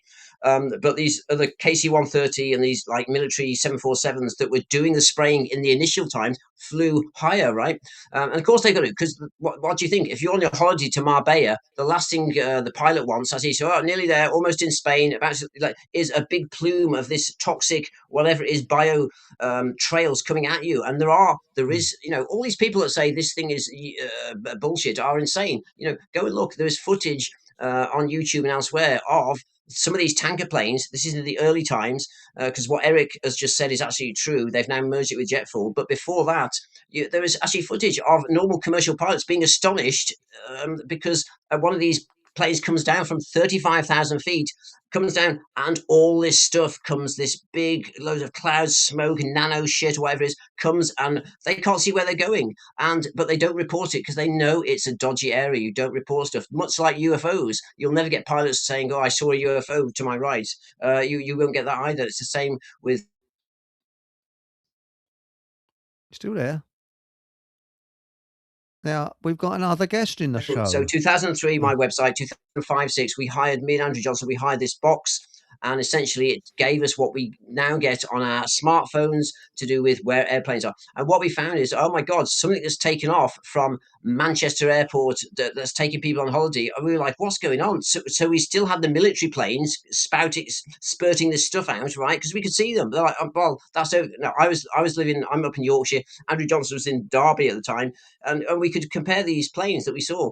But on top of that, what we then began seeing gradually is commercial flights began also doing these long plumes. And the only conclusion you can get to is they've managed to get this stuff into the jet fuel. It's not, people think, oh, it's got inside, they've got passengers, and then they've got a separate deck underneath with like these barrels of this stuff. No, it's not. They've got it down to a fine art now, because this is nano shit. It's nanotechnology. It doesn't matter. If you imagine a piston of an airplane or a jet turbine firing, it doesn't matter. This stuff is so tiny that most of the stuff they're doing now that they really rely on, that it will still allow an engine to function. It's that small, so the engine can still fire and function as normal, but you're then shedding out with there is no other way to work out what we saw at that time in this post 2003 era. So yeah, it is in the jet fuel. It isn't anymore coming out. That's an old system, and you've got to ask yourself, my God, why was it so important that my website in 2003 ended up getting these visitors from NASA, JPL, Porton Down, all these? So why did that happen in 2003? Why was it also that important that they had to then persuade some aviation fuel company to take on this new form of airplane fuel, aviation fuel, to then fill the planes up with regular planes? And that's because this was meant to be a global process of blanketing the whole, all of them, maybe apart from Antarctica, every single continent with this stuff that they're doing, and they've got it to that level now. The point is then, which we're going on to, is why? Well, why is that? Why have they gone to such extremes? Why have they gone to such extremes to then fill commercial planes with a fuel mix with this stuff that's then coming out. What is it, and why is it so important? And why is no one in Congress or the British Parliament, despite many of us talking about this stuff, me since 2003, why has it never been taken up? So Eric, go on from there. I don't know where you want to go from there. So that brings on a couple of questions from me, actually, because one of the things I was thinking about there when you're saying that is that why they've been desperate to replace older aircraft, like the old the 747s have been pretty much, they're eradicating. You hardly see a 747 now. But also on the back of that, is that, I mean, I haven't been on an aeroplane for quite a few years, but I know people who have, and people who've been on holiday where I work and have come back and they've been ill, and I've said, is it from the plane? And they've all said that's interesting, because it's obviously if you go on holiday in the summer, you're not going to be surrounded by germs, and they've all said that, yeah, it's interesting. I've come off the plane and I felt ill. Yeah, okay, but my take on that, especially after COVID and stuff, but is that this system is totally. So imagine if you're filling a plane full of aviation fuel with this. Now, don't forget, because they've been doing this stuff since 1999, but they're probably analysing for a decade before. So they managed to get this thing then into the fuel mixture. Well, just like you don't get polluted by aviation fuel before that date, then I don't think that was the case. What happens then, which Anurag, you'll probably know, is that what happens is when we all get on an airplane, but when they seal the cabin, if you fly at 30,000 feet, they've got to seal the cabin. Essentially, you're in like a pressurized. I was going to say Coke can then, but it's a bottle of very strong cider. So I don't want to promote that. I was going to show. So a Coke can, it's very flimsy like an airplane, right? So they obviously pressurize that. We don't know. We're going on holiday. Actually, we're in like almost like a vacuum. The air goes out. But what happens then during those few hours when you're in flight?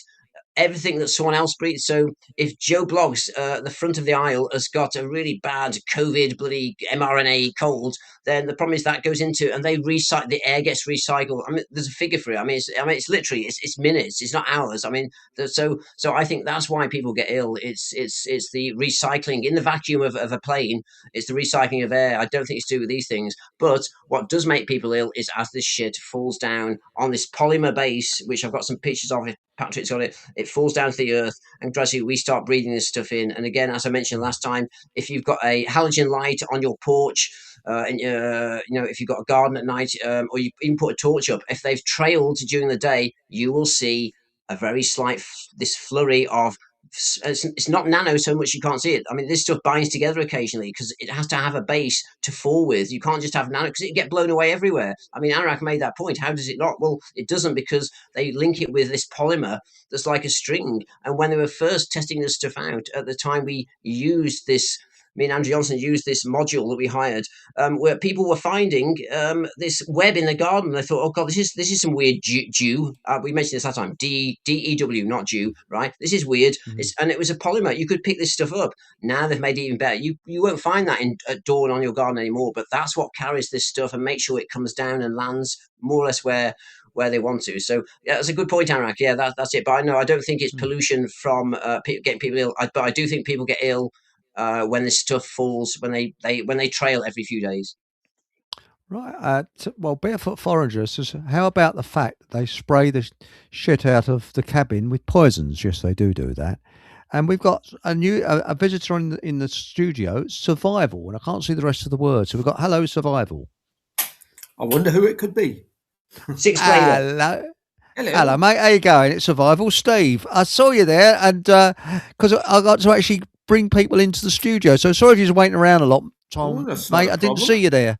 And so chemtrails, my view is they could be something to do with defence.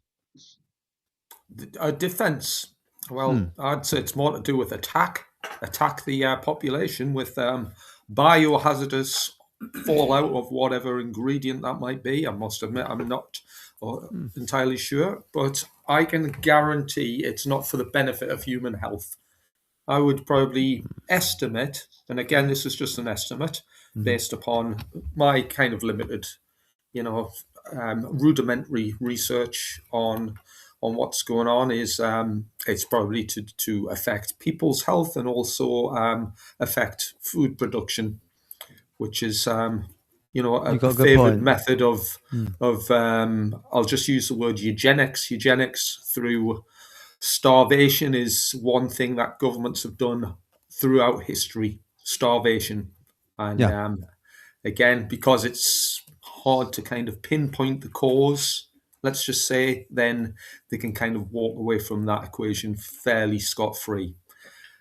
So you got a good point there, but before we go any further, but something that is for the good of the population is a talk that I thought you were doing tonight, but I think it's next week, isn't it, mate? You're going to doing a talk with someone up in the north somewhere. Am I right?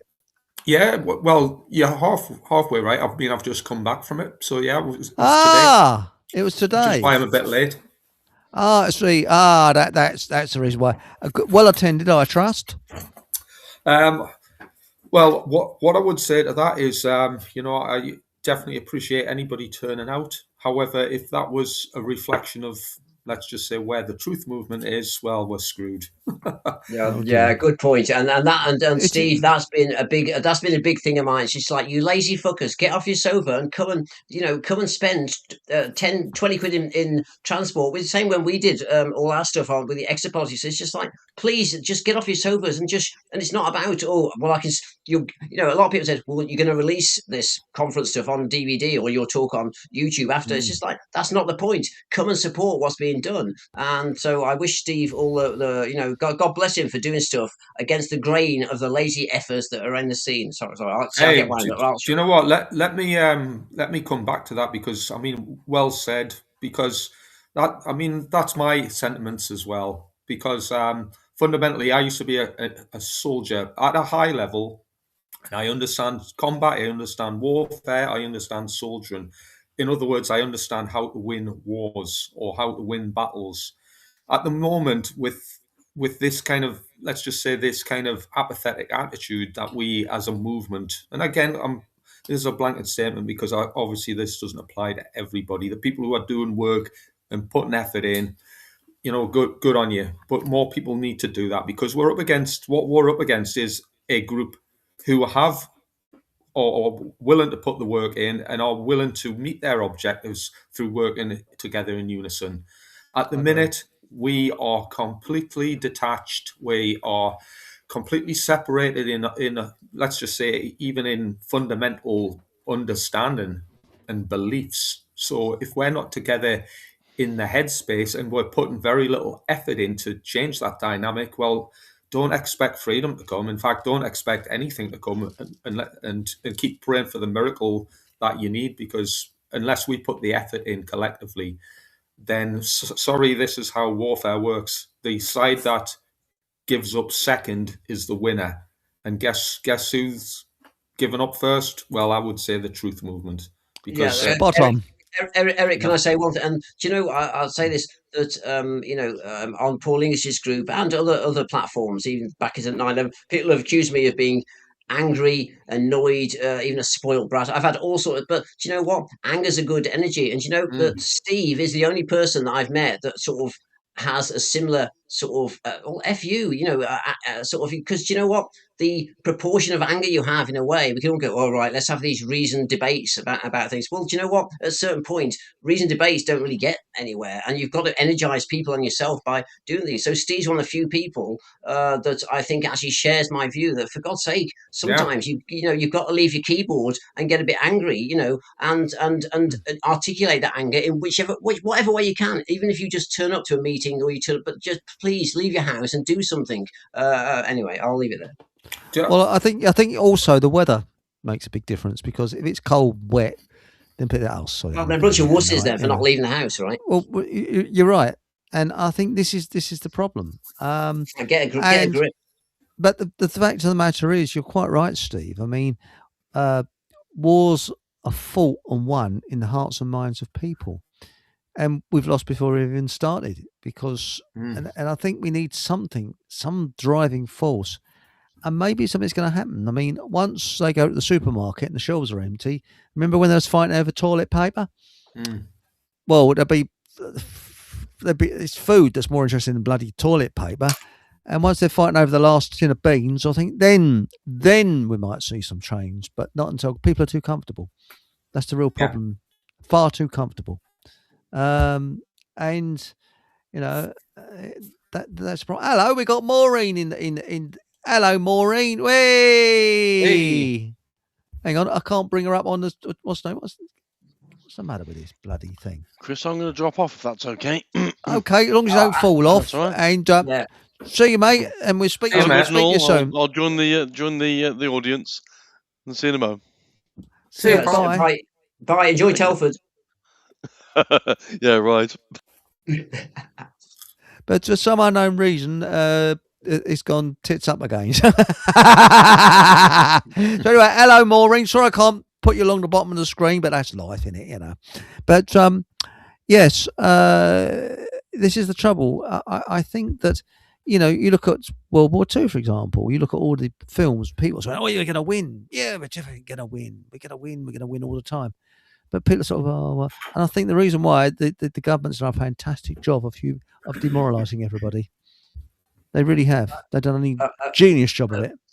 All right, but should we, if you want to bring it, so what Steve's just talked, what you've just mentioned there, Eric, and Steve's just mentioned about him going out, and God bless him, once he held a pitchfork outside Parliament, and then he went, he's trying to do these things to do with the occult and educate people about his background, and they have the occult links into the power and stuff, and I've done my bit for years on this, and I got a bit tired, and so I sort of shrank down a bit. But okay, let's say, well, so with all our experiences, to do with and it's not just about apathy of the scene. I mean, because I don't believe, I think this scene is great, and I love a lot of people in this scene, but I do think that we've got a little bit sort of lost in the whole internet thing, and that'll do, and that'll win. It won't do, and it won't win a thing on its own. You might have to do like 10% of stuff away from the internet, but that that counts a bit more than anything. It just does in a way.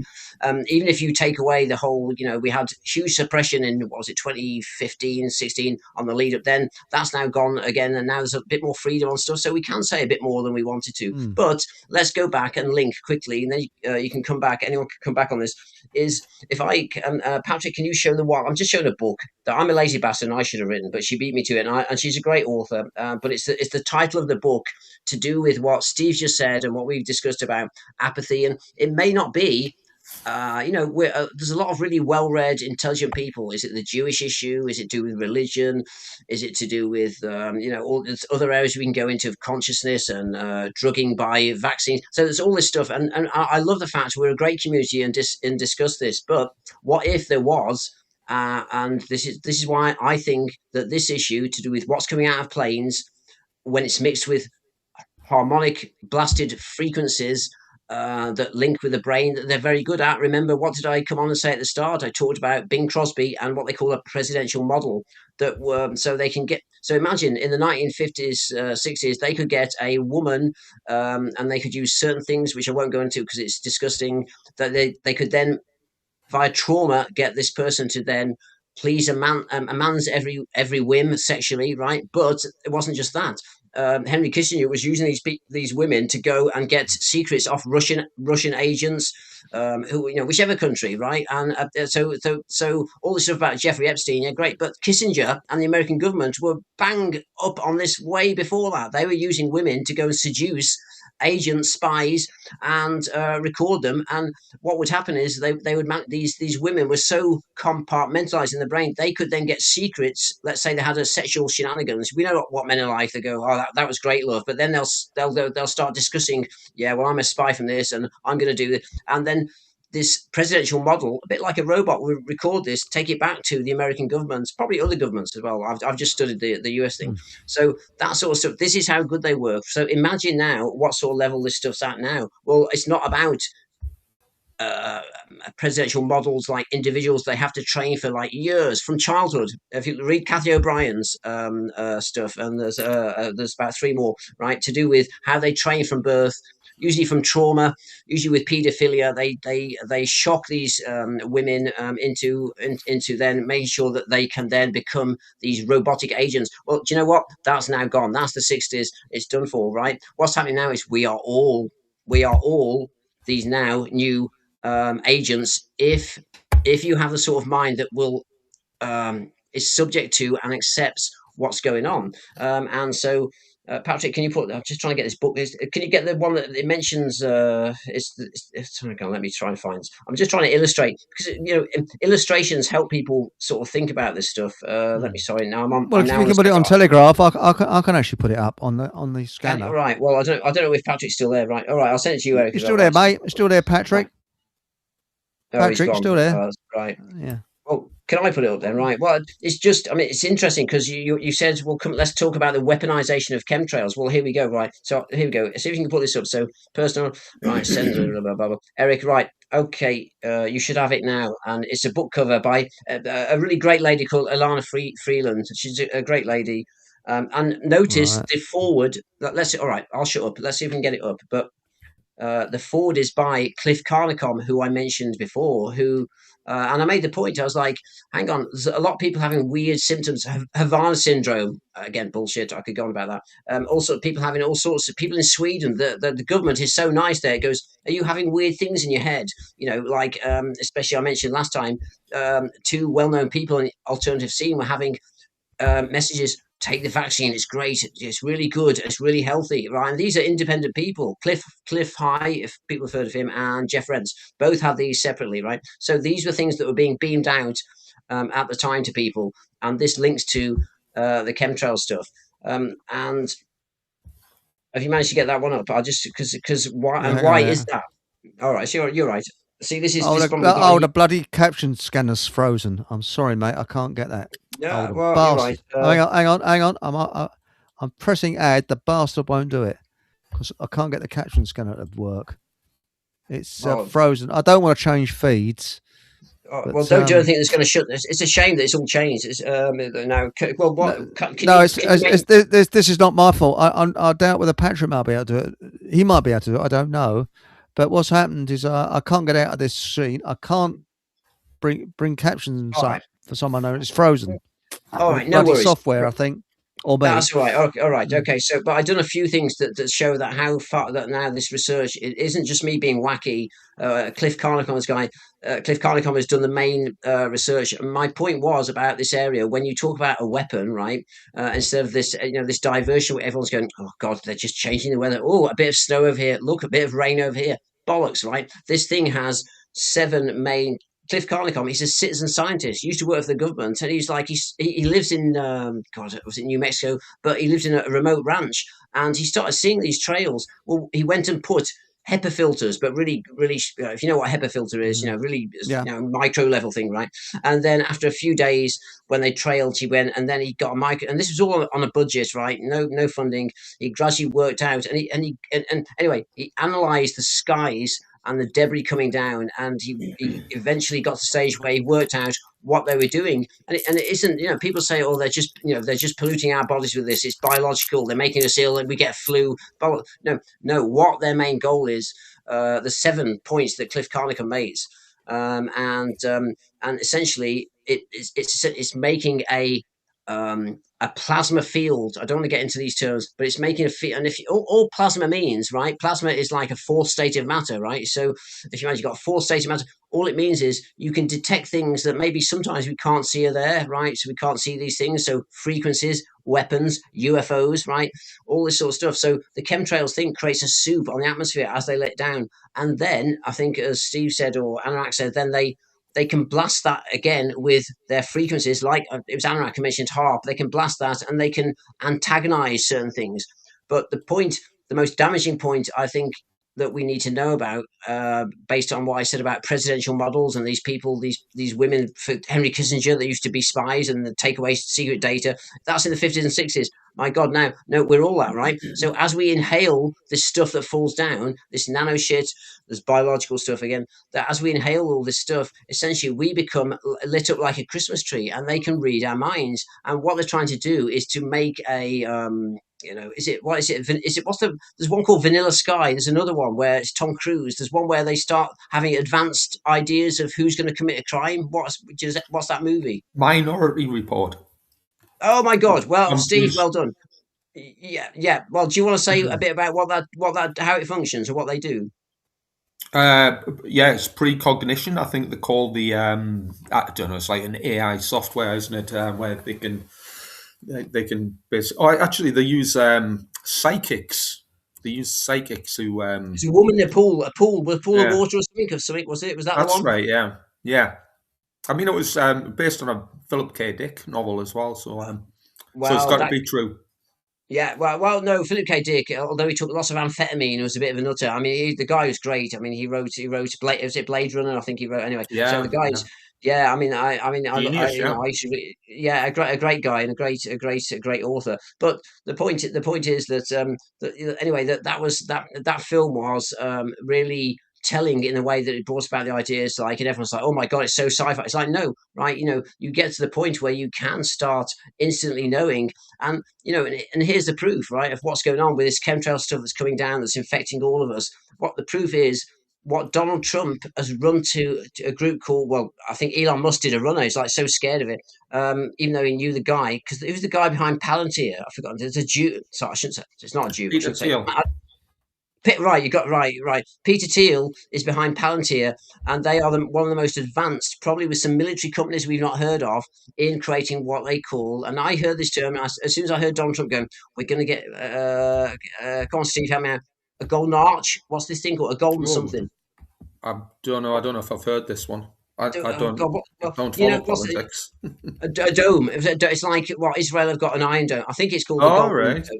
Anyway, but the point is that's going to mix AI with, and they're going to be able to tell in future what's going on. So, what are you thinking? Have you committed a crime? And in a way, I've and people will probably hate me for this, but I thought, well, that actually might not be too bad, because what if you get a corrupt copper, right, a policeman who's just robbed a bank or something? Then the point is, well, if you're not doing anything wrong, I suppose it depends what wrong is, and then you get into morals and ethics, right? But in a way, then if this golden dome has saturated your system with all this stuff, and a bit like sorry, sorry, Steve, what's the film called again? Not Vanilla Sky. Minority Report. Okay, all right, yeah. So if the world is like Minority Report, you can literally now tell when a crime might be about to come about, because you can sort of tell from patterns and instantly from people's brains. Then that to me is a really interesting area. I mean, would you want to live in a world where it was fair? Because what would happen? And I'm interested in Steve, as he's a bit of an anarchist like me, so it's his take on this sort of stuff is like, well, hang on, but the bankers then couldn't rob us of all the stuff they do. People that take us to war, the fuckers, couldn't do what they're going to do if they've got some evil part in mind, because you can tell all that in advance. And so, in a way, everyone's being judged on a similar sort of level, because it's about advanced knowledge that they can tell from AI. So I had this big quandary about this golden dome. And don't forget, this is not fancy. Trump is working with Palantir and is to try and get, and his thing. And I think his view is, I'll shut up after this. His view is he thinks he'll take out the future people that were trying to get to him. Before Trump came to power, I'm not saying he's a hero. I really don't like the guy, right? But I think he's thinking, well, this AI, if you can virtually get it to monitor everyone, then as long as you're sort of doing good, and that sounds so crap, then you might actually stand a chance. And that's what this Golden Dome thing's about. And the chemtrails are providing the umbrella of the soup that then makes all of us. They can tell what we're thinking now. Honestly, I don't want to go into it, but that's the case. Sorry, I'll shut up for a bit. Sorry, carry on, mate. Interesting dialogue. Sorry, there was some interesting dialogue. You mentioned morality and ethics, and if let's just say this machine or hardware or AI system, if there was such a thing, I mean, immediately, if it was doing its job correctly, i.e., precognition of crime, well, the minute it was switched on, it would detect that government are criminals, and not just average criminals, war criminals and treasonous criminals. It would also detect that the police are complicit in heinous crimes, and to be quite honest, it would also detect that practically most of the world's population is also aiding and abetting these crimes, because it's all about morality. And at the end of the day, if the hardware was able to detect morality, well, firstly, it would have to know what morality is. I don't think it will. Yeah, you're right. Yeah. Well, yeah, but what you would find is whoever was programming this system in the first place would be following. Well, yeah, they'd have the advantage, but that advantage is a system of mind control in which most people in society have got or have formulated, let's just say, a belief in a sort of operating system or format of the mind where they believe that morality is a product of authority, i.e., the government Yeah, can. good points. Yeah. Well, and sadly, this is a well proven. It's proven, but it's not well known simply because most people don't understand the occult. And the occult means hidden, and part of that hidden knowledge is understanding how morality actually works. And morality, and I'll try to be brief on this. Morality governs how the universe is formulated. Because if many people are kind of outputting behaviors based on immoral understanding because they lack the understanding of how morality works and what it means, then what happens is we formulate bad results, chaos and disorder. So you've heard of order out of chaos. Well, this is how it works. And it's this product is known as moral relativism, i.e., it's a belief. It's like a belief or format of the mind where people understand that right and wrong is dictated by, let's just say, government. Government don't apply morality into society, because if they did, they would immediately realize that every aspect of their being is immoral. So you can't be in charge of somebody and claim to be moral, because you can't morally force your will upon another person. That's not how morality works. So government will always be immoral. And I mean, just as a simple explanation of that, government apply laws and legislation. Well, what happens if people had free will, which is because all men are created equal. We are all born equal. This is a constant in nature. If we're all born equal, well, how can the government, who are just men and women like us, how can they impose their will? Well, they can't. They can only do it by means of force and mind control, both of which are immoral. Therefore, government are immoral from the minute they come into creation. Derek, do you want to come in there and say where you want to go? Because to Steve's things on morals, individuals, and the mind control, then I want to make one point to do with a very case that's been in the news the last few days in England, and it links to the chemtrails situation. But you come in and say what you think of where you want to go from there. We'll go wherever. This is a conversation between mates, so we go whatever's interesting. With chemtrails, with morality, what it's all boiling down to is, I mean, for example, let's go back to the Middle Eastern War. You've got poor souls that are signed up for the American military to pay for their university degrees and all the other things that they paid for, and they're going to find out they're going to get themselves blown to smithereens, and in a war that can't be won. And this is the thing, like the Vietnam War, that was a war that could never be won. This Middle Eastern war is a war that can never be won. And it's all for money, money, money, because it's the military-industrial complex. And I think that this all ties up with chemtrails. So we're on the same subject in many ways, because I think it is a weapon. Whether it's a weapon, like you say, Steve, against the people because the crops are failing and things like that, or whether it's a weapon, I don't know, to stop. I mean, with this weather technology, don't you think by now, if they got it cracked, you'd have Iran would have the worst weather you could ever wish to think of. Eric, it's a diversion. But your point there about you went through the chemtrails and then military stuff, and I'd like to get Steve's feedback. So, and this is a cliche if you know this area, but I tell you, it's true, and it's been brought. You know the stuff about TED Talks where these boffins go, oh well, I'm a genius in this area. All right, so I'll be interested in what Steve would think. Let's say if you're in special forces or even a regular army that had gone let's say what the word is in the army, you go in advance of the front, so you're not the normal infantry.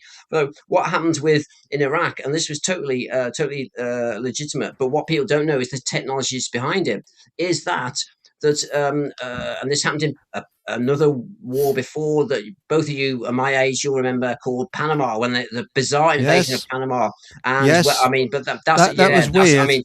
It was Eric. It was more than weird because they found bodies that were shrunken to this. They used George Bush Senior used weapons in there that you don't even want to go into. I mean, that place was a slaughterhouse for the macabre. It was like the people in Panama that tried to stand up to them ended up on what they called it a freak show in a fair. I mean, there were people with swollen head. They used electronic weapons there, but sorry, do you want to say something? They also played hard rock music outside that bloke's palace. It was the top honcho in Panama for ages to drive him out, and it did.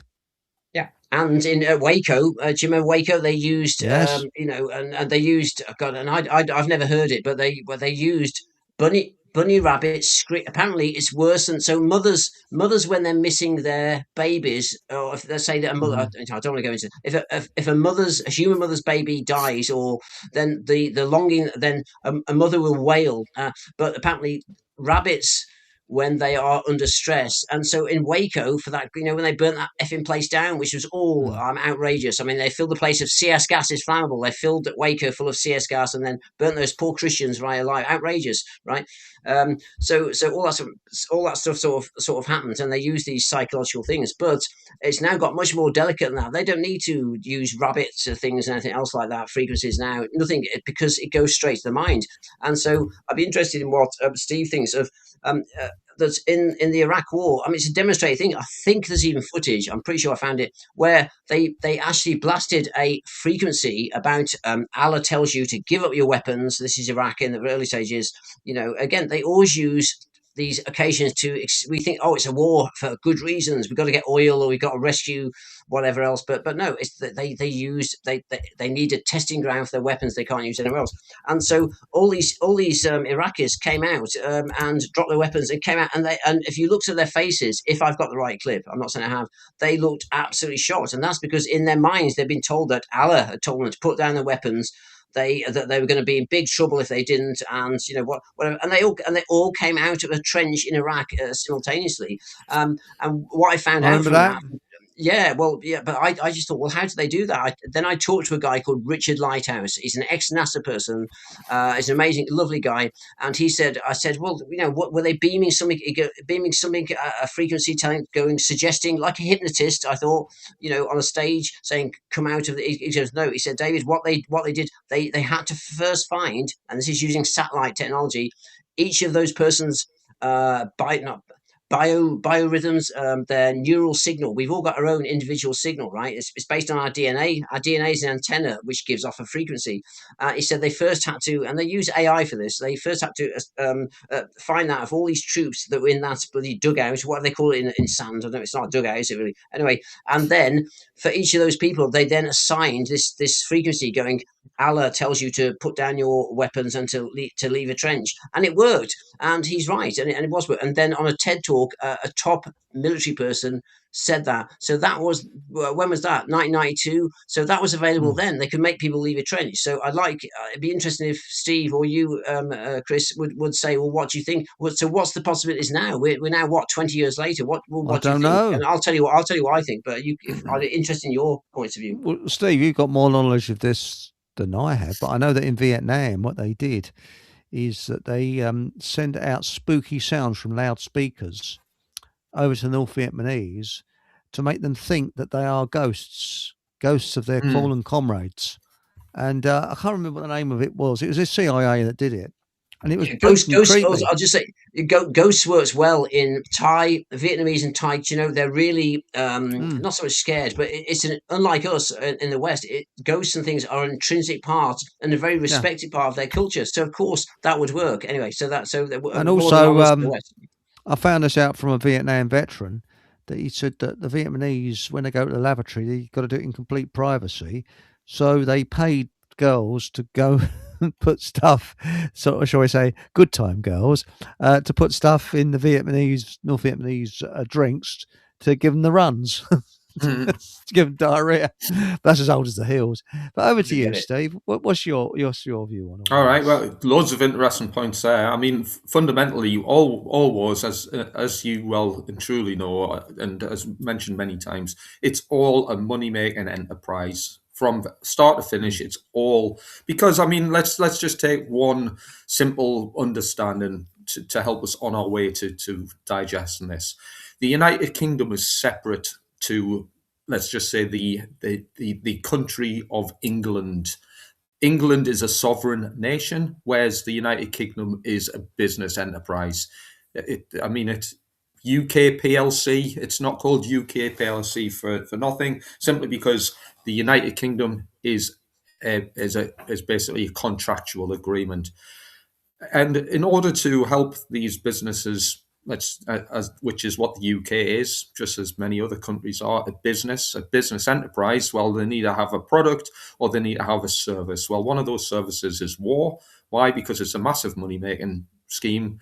What you'll probably find this, one of the formats of wars, and I'll just keep this really simple.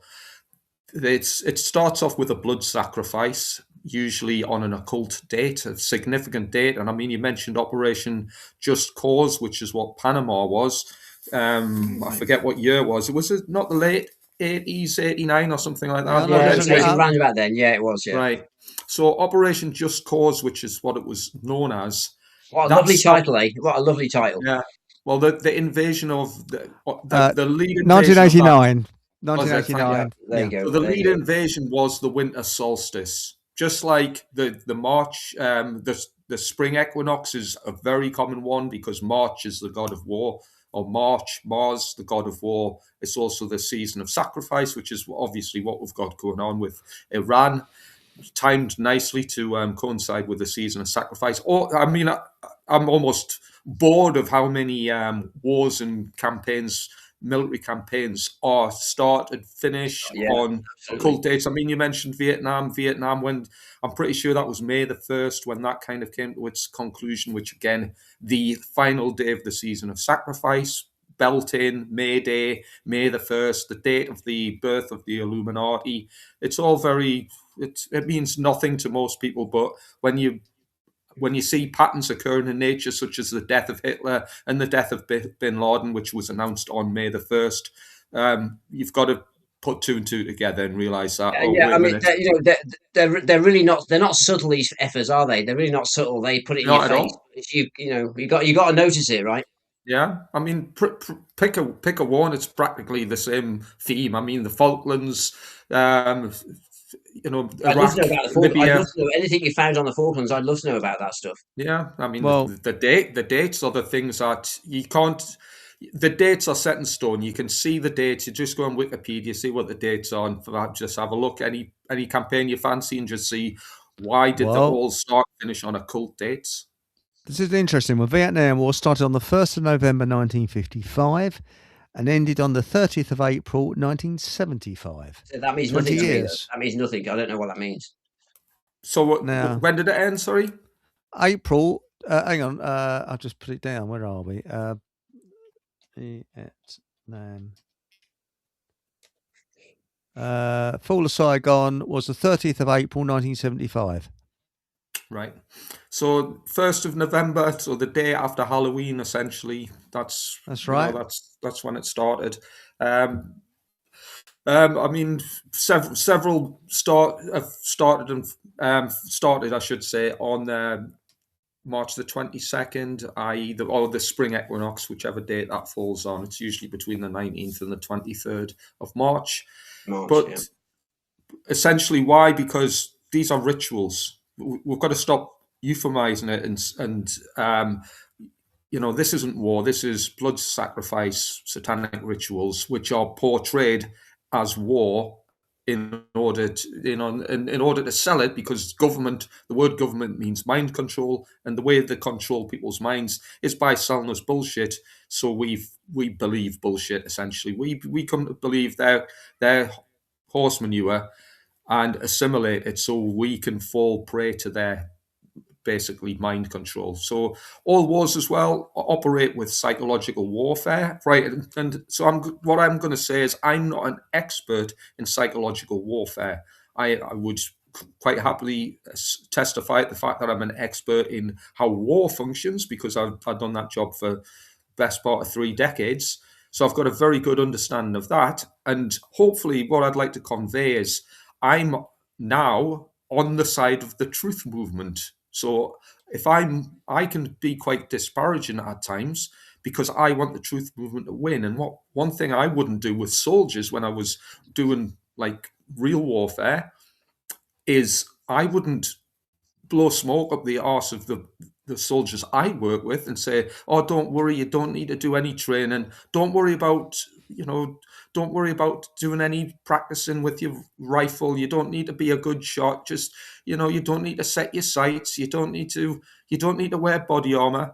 No, because we'd get decimated, wouldn't we? And if equally, if I don't share the information I can help the truth movement with, and again, this is just a coverall because I know this doesn't apply to everybody, but if I was to tell the truth movement that don't worry, just sit at home, do nothing, just watch crap on the TV, and eventually the blue avians from the Palladian galaxy will come down, and they'll take us to the Yes. Sadly, that's where a lot of people are at, or they've got similar delusional notions where they think that they don't have to put time, effort, and some sort of understanding. They don't have to put skin in the game. That's what a lot of people are. And I mean, I'm battle hardened, and the way to win battles, the way to win wars, is not to base your future on fantasies and delusions. You need to put time and effort into generating the conditions you want to achieve. And if we want to achieve freedom, we have to understand how freedom is lost, and we also need to understand how freedom is won. And sadly, this is a principle in nature. So it's not my rule, it's not my belief, it's a principle in nature which is determined through study of the occult, which means hidden knowledge, and it's the hidden knowledge that's kept hidden from us to keep us psychologically manipulated. Well, I think. So, can I add one minute point? Yeah. 1 minute point, right? So I think it's really interesting that Steve popped in at this moment, and I really appreciate that Steve's popped in because I do. Yes. Yeah. No. Honestly, because he's a crossover point between. I mean, Chris, you said come on and discuss. Well, what's the weapon side of this chemtrail stuff? Well, I could have gone on for like 3 or 4 more hours about what else is going on, right? But it's interesting that so Steve's a sort of ex-army person, and it's someone that's seen outside that illusory system of like, well, we go out and we do the army does good for a good country like the UK or whatever, all the stuff that we hear.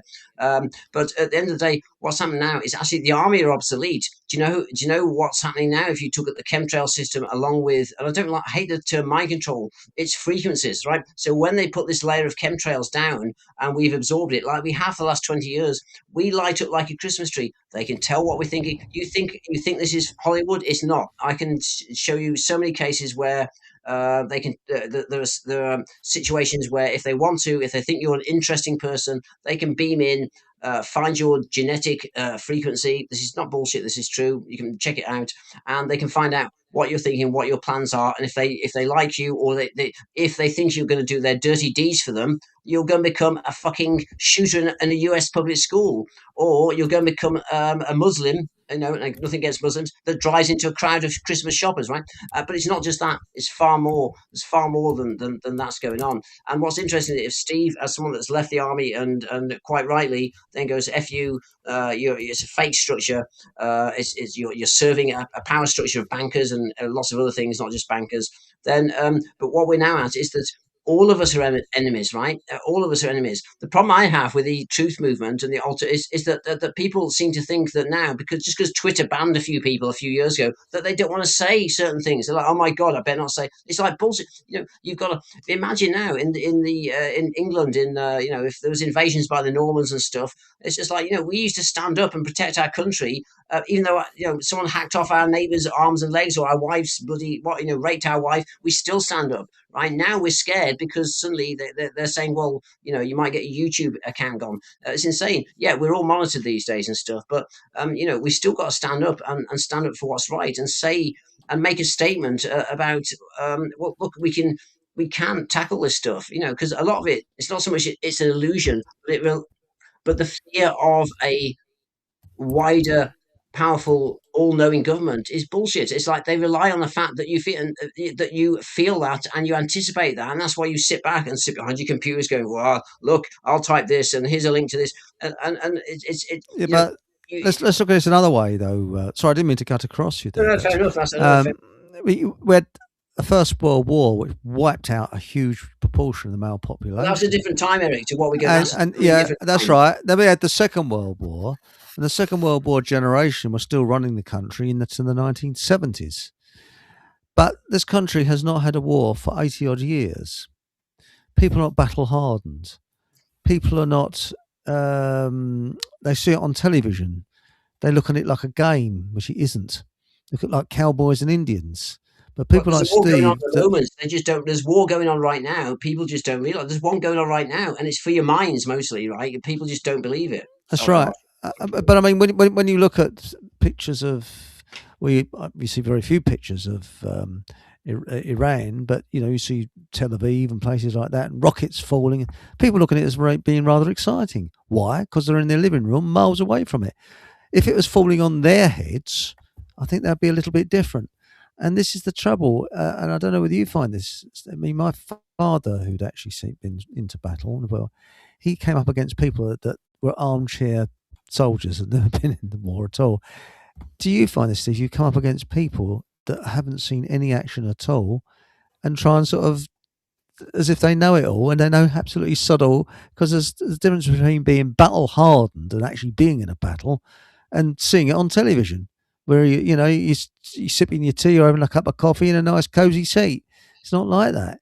And do you find that it's very frustrating when you come up against basically arseholes that don't really understand what war is really about? Do you know what? I can't lie. It is frustrating. I mean, I'm going to use some words which might sound a little bit disparaging: hubris, arrogance. Something called the Dunning-Kruger effect. So the Dunning-Kruger My dad came up against this. My dad had this all the time. Yeah. I saw that term the other day for the first time. I saw that exact word. I don't know what it means, but I saw it. Yeah. All right. I mean, it's basically just a psychological assessment where people believe that they've got the whole loads of knowledge and understanding, but really they're very low down on the scale of understanding. So it's basically what a great term. Confidence. Yeah, it's basically a degree of massive overconfidence.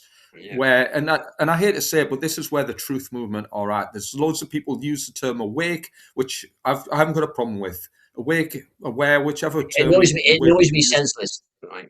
Yeah. So people claim to be awake because they've cottoned on to the fact that somebody's trying to screw them over or stitch them over, such as let's just say the naughty government who've done naughty things with naughty medical procedures. So people have cottoned on to that, and I'm not saying people don't. That's the limit of their knowledge. But what they don't realize is they don't understand the hidden dynamics which are relevant in nature because they are formulated. This is how reality is formulated. And because people don't understand that, they then come to the conclusion that there's a political or financial solution, or some people will think there's a religious solution that's going to change the dynamics of the world. If you don't understand how reality is formulated, because let's face it, people ignore the occult because that's what teaches how the reality is formulated. That's why it's hidden, because when people don't understand certain things, psychological warfare and mind control works a treat. So it doesn't work on me because I was kind of accustomed to psychological warfare and probably too accustomed, which is why I woke up to things while I was still serving in the military and I realized what the world was about.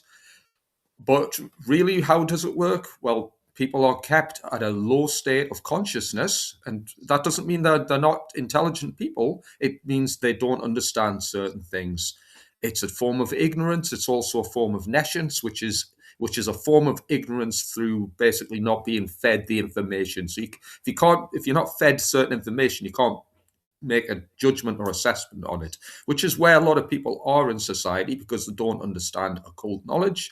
So if you don't understand occult knowledge, then it's easy to be manipulated by mind control and psychological warfare. So I've put something in the YouTube chat, which is basically you talk about warfare. Well, that's the warfare that we're faced with. It's called cognitive warfare. It's at the bottom there now.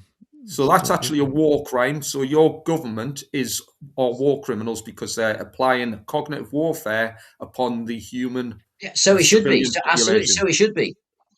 So cognitive warfare is a strategy aimed at influencing how individuals think, and therefore, if you can control minds, then you can control their behaviors and actions.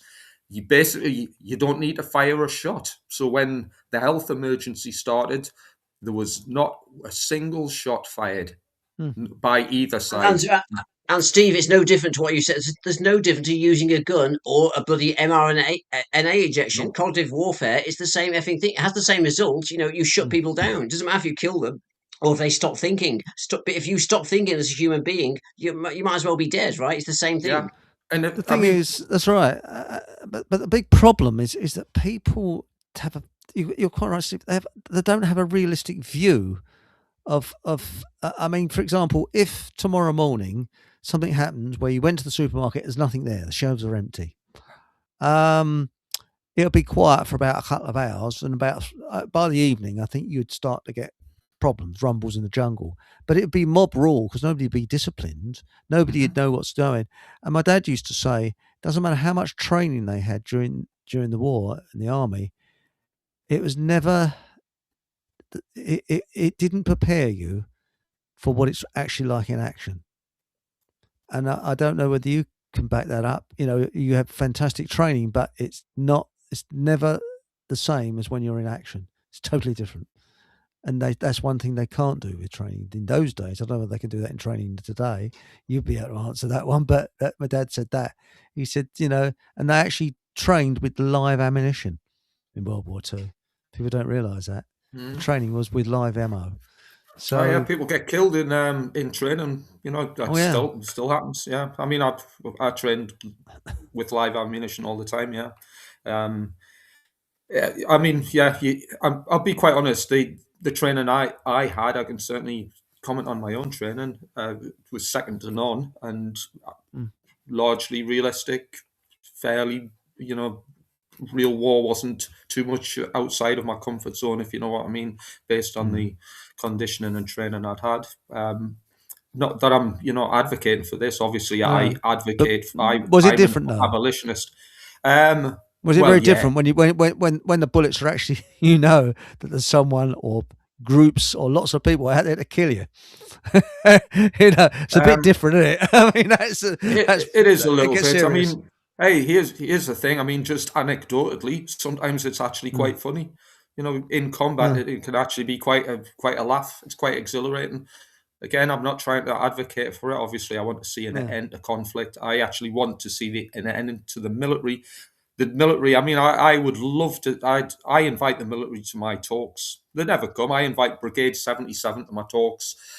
Simply because I want to undo their brainwashing. These people are horrendously brainwashed. They're victims, as I was a victim of mind control, to the point where you don't understand the world around you.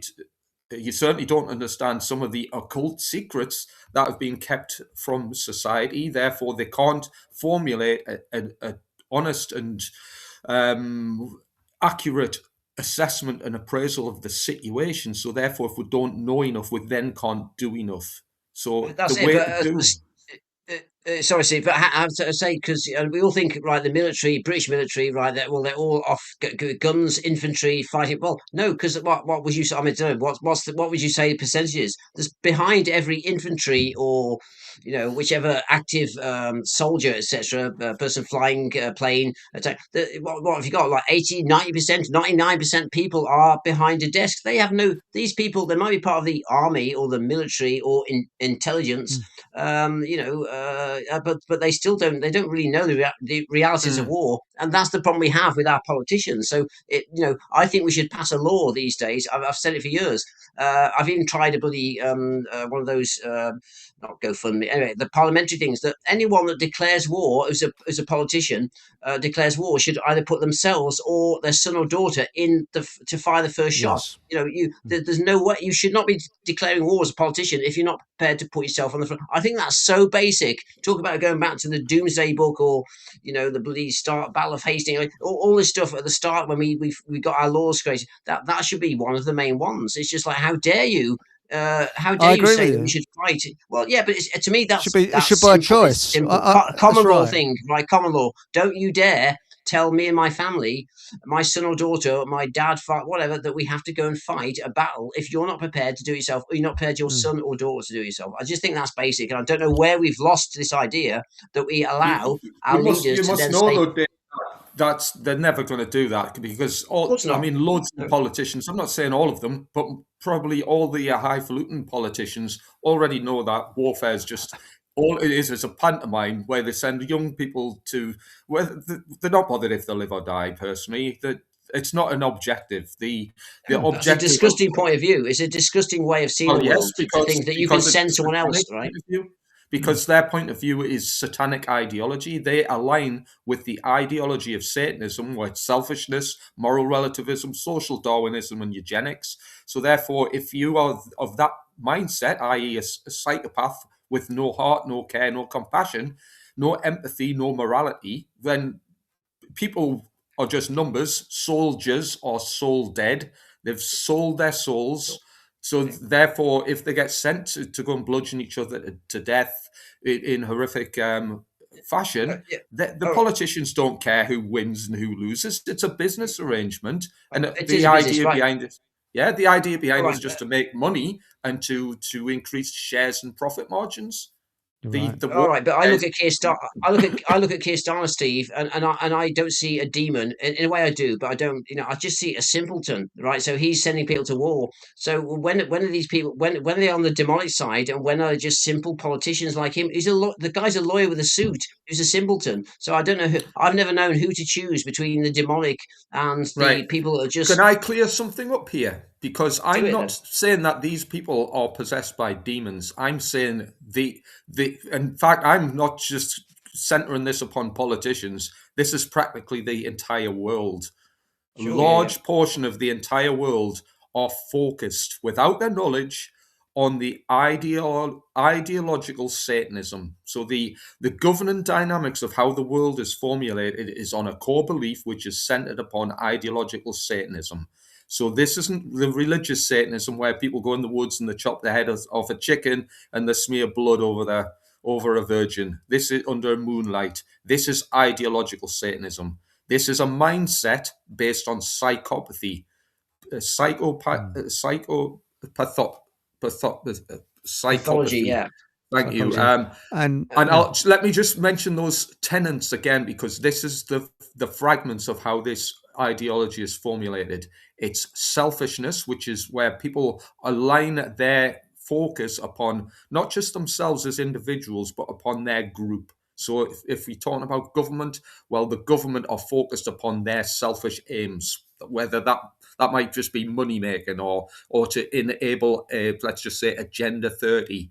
To enable that, they've got to be focused and they've got to be selfish, because they've got to pretty much write anybody who stands in the way of that equation out of, they're not cared, they don't care, they're not interested in what other people are doing to prevent that. On top of that, moral relativism, that's the belief. It's almost like a belief, a cult-like belief in which right or wrong is subjective, and it can be written by legislators, and it can change from country to country or from time to time. Of course, morality is objective in nature. There is a truth and principle behind it, but that is written out of the equation by satanic ideology. The third principle is a social Darwinism, and that's almost like there's a social pecking order, and we live in a dog-eat-dog world, and some people are assigned and attributed to more rights than others, such as the king or politicians or Hollywood superstars. These people deserve more rights because they're special. No, they're not. All men are created equal. The final one is eugenics, and pretty much all governments, once they accrue enough power, what they do is to go down the route of choosing who lives and who dies, and they do that by things like warfare, infanticide, and I'm sure you probably guess where I'm going with that. Euthanasia of the elderly, all of these little schemes that they've brought in. Right. That's just made in Canada. Yeah, it's just hogwash for eugenics. because they want to decimate people that they don't want to. You are spot right on. That's what the ideology of Satanism is, and that's what we adhere to as the human species. Now, I'd like to bring Patrick in if he's still there. Patrick, are you still there, mate? You still there, mate? Patrick? No, I think he's gone. He's still in the studio, but he's not there. But yes. Anyway, that's life. But I think that the real fact of the matter is society or the truth movement. I mean, you look at when they tried to mimic the yellow vests. About half a dozen people turned up. It rained, and they went down and ran around the camp and had a cup of tea. It's pathetic. And I think that is the problem. People are too comfortable. Exo's lost his studio feed. Patrick may have lost his studio. I don't know. He can come straight back in. They still haven't got this. I know every bad workman blames his tools, but they still haven't got the software right with this. Because all right, I made a few messes tonight, a few balls ups tonight. But I mean, for example, I'm sorry, you had the. I've had to turn the chat off from the screen because you was having the chat coming right in front of you, all over you. I was thinking, how do I turn that off? I've had to do it, but you're all right now. You haven't got chat coming down your face, you know. Oh, so it doesn't bother me. I mean, I'll probably look better from behind the screen. Yeah, I've removed that. Now, Exo, if you can hear us, I was booted out of the Paul's studio the other night. I don't know when he's coming. Now, the other thing I was going to say is, have you got any more talks coming up or any weekends? Off the top of my head, I can't think of another one apart from I've got a survival event in the end of May. I think I've got another thing coming up in October. Again, I don't know the dates off the top of my head, but if people are interested, the survival weekend coming up is in North Wales I think it's May, and the other one in October is up on the borders of Scotland. I mean, I'd be happy to put information out on that. Oh yes, please do. And also, we've also got a jingle for you, haven't we? Oh God, yeah. And I don't know. And I'm gonna put some film to it as well. So that way, so we'll have to talk about that because I'm going to put some film to it as well because I think it adds atmosphere into it. And I'm going to do a tune for the centre for about 9 o'clock to split the show into two halves. So I have like a little musical break. And because I'm doing music on AI, I'm not subject to copyright. So we can do whatever we want, you know. But Exo, look, mate, you can come straight back in the studio. All you do is just come back in again. I don't have any problem. Because I'm sorry you booted out. It was nothing we did here. I'm sure it's nothing worse than IT problems. That's why I've got no hair. It's like computer's broken again. I know. It's bloody thing. It's gone tits up again. There we go. But I'll tell you what, while we're waiting for Exo, I mean, I'm quite happy to give any more battle winning advice to anybody. Please do, because our next show, I think, is that going to be survival one? Yeah, let's do it. I mean, I call myself Survival Steve, but I usually end up talking about how the government are screwing us over. Well, they are. They're screwing us left, right, and centre. And when you look at it, again, I keep going back to this Middle East war. You've got an army, American army, and their heart isn't in it. You can tell they don't want to go. I don't blame them. They're not interested. And let's face it. Sorry, carry on, mate. No, I was cutting in on you. What I was going to say is that Godfrey Bloom mentioned something very interesting. He said, after Okinawa in 1945, aircraft carriers became obsolete. He said they're targets. That's all they are, targets. Well, yeah. Ships are now targets. And you think of what's happening. There's two sides bombing nine bells of crap out of each other without using aircraft. There's something. This must be the first war where both sides have bombed the shit out of each other without using any aircraft. Yeah, that's all. I mean, there's another horror. It's almost horrifying in a sense, and I must admit, if I was a soldier, because I mean, I was an infantry soldier, so basically boots on the ground kind of thing. Soldiers facing drone warfare. So if anyone's seen any of the footage from Ukraine, oh yes, I have. Yeah, those little drone things, which are usually packed with explosives, and then these things have always got cameras on. So the last thing you usually see of somebody in the last moment is as a drone crashes into them. I mean, it's horrible. It is absolutely horrible, and the amount of death and trauma that's being enacted in there by young people. I mean, I was going to point to myself there. I'm not that young anymore, but I was in that position once, and basically we're just dumbos getting forced to our deaths to keep psychopaths rich. Can I say one thing to Steve? Can I say one quick Certainly. thing? Welcome back, mate. Sorry about it. It's technical balls up there. I don't know what's happened, but anyway. Yeah, I mean, this version of Rumble is very different to the other one. It's just a bit strange to me. Anyway, I'm not sure I like this version actually, but anyway. No, to be honest, I just got used to bloody the last version. Then as usual, they changed it. But anyway, yes, I mean, for Steve, I'd be interested in. I mean, especially Eric. Also, you have got a knowledge with of war. You're very good on English, the wars that we've done, World War One and Two. Thank you, but I've never been in battle. I've never. No, I know, but I'm saying, but also, I'm interested in Steve's point of view and your point of view, given that we know about World War One trench warfare. I mean, I know we're getting off topic a bit here, but I'd be really interested to know given this drone technology, isn't it? Don't you think, Steve, and both of you, it's bizarre that you get this high tech drone technology? I mean, and I've seen some stuff over the last few years against, and I don't really bias, but I support the Russians. I don't like the Ukraine anyway. But whatever. The thing is, these drones that then come in, I think it's a cowardly way to die. I'm not saying it's a good way to die, right? But isn't it weird that you've got a combination of trench warfare and then these high tech drones? To me, it's bizarre. I think this Russian-Ukrainian war is one of the weirdest things that we could encounter, and maybe is it a result of end time sort of warfare? I'd be interested in what both of you think on that. It seems like. I mean, for me, it's a fairly easy one to say. I mean, the purpose of war is obviously, as we've mentioned, at its basic causal reasoning is basically just a money making business, the business enterprise. But Steve, it's the technology, Steve. The technology has got strange. You've got people in trenches. I agree. But that's part of it. You see, but it's making it clinical, though, isn't it? It's clinical warfare because once upon a time it was up close and personal. Not now. Unless you're special forces. I mean, the idea that war gets past and becomes humane is a joke, right? But you think now that the year that we're in now, 2026, you think that there wouldn't be soldiers hiding in dugouts and trenches, but then on top you've got drones. I find it the weirdest thing that we've now at this stage.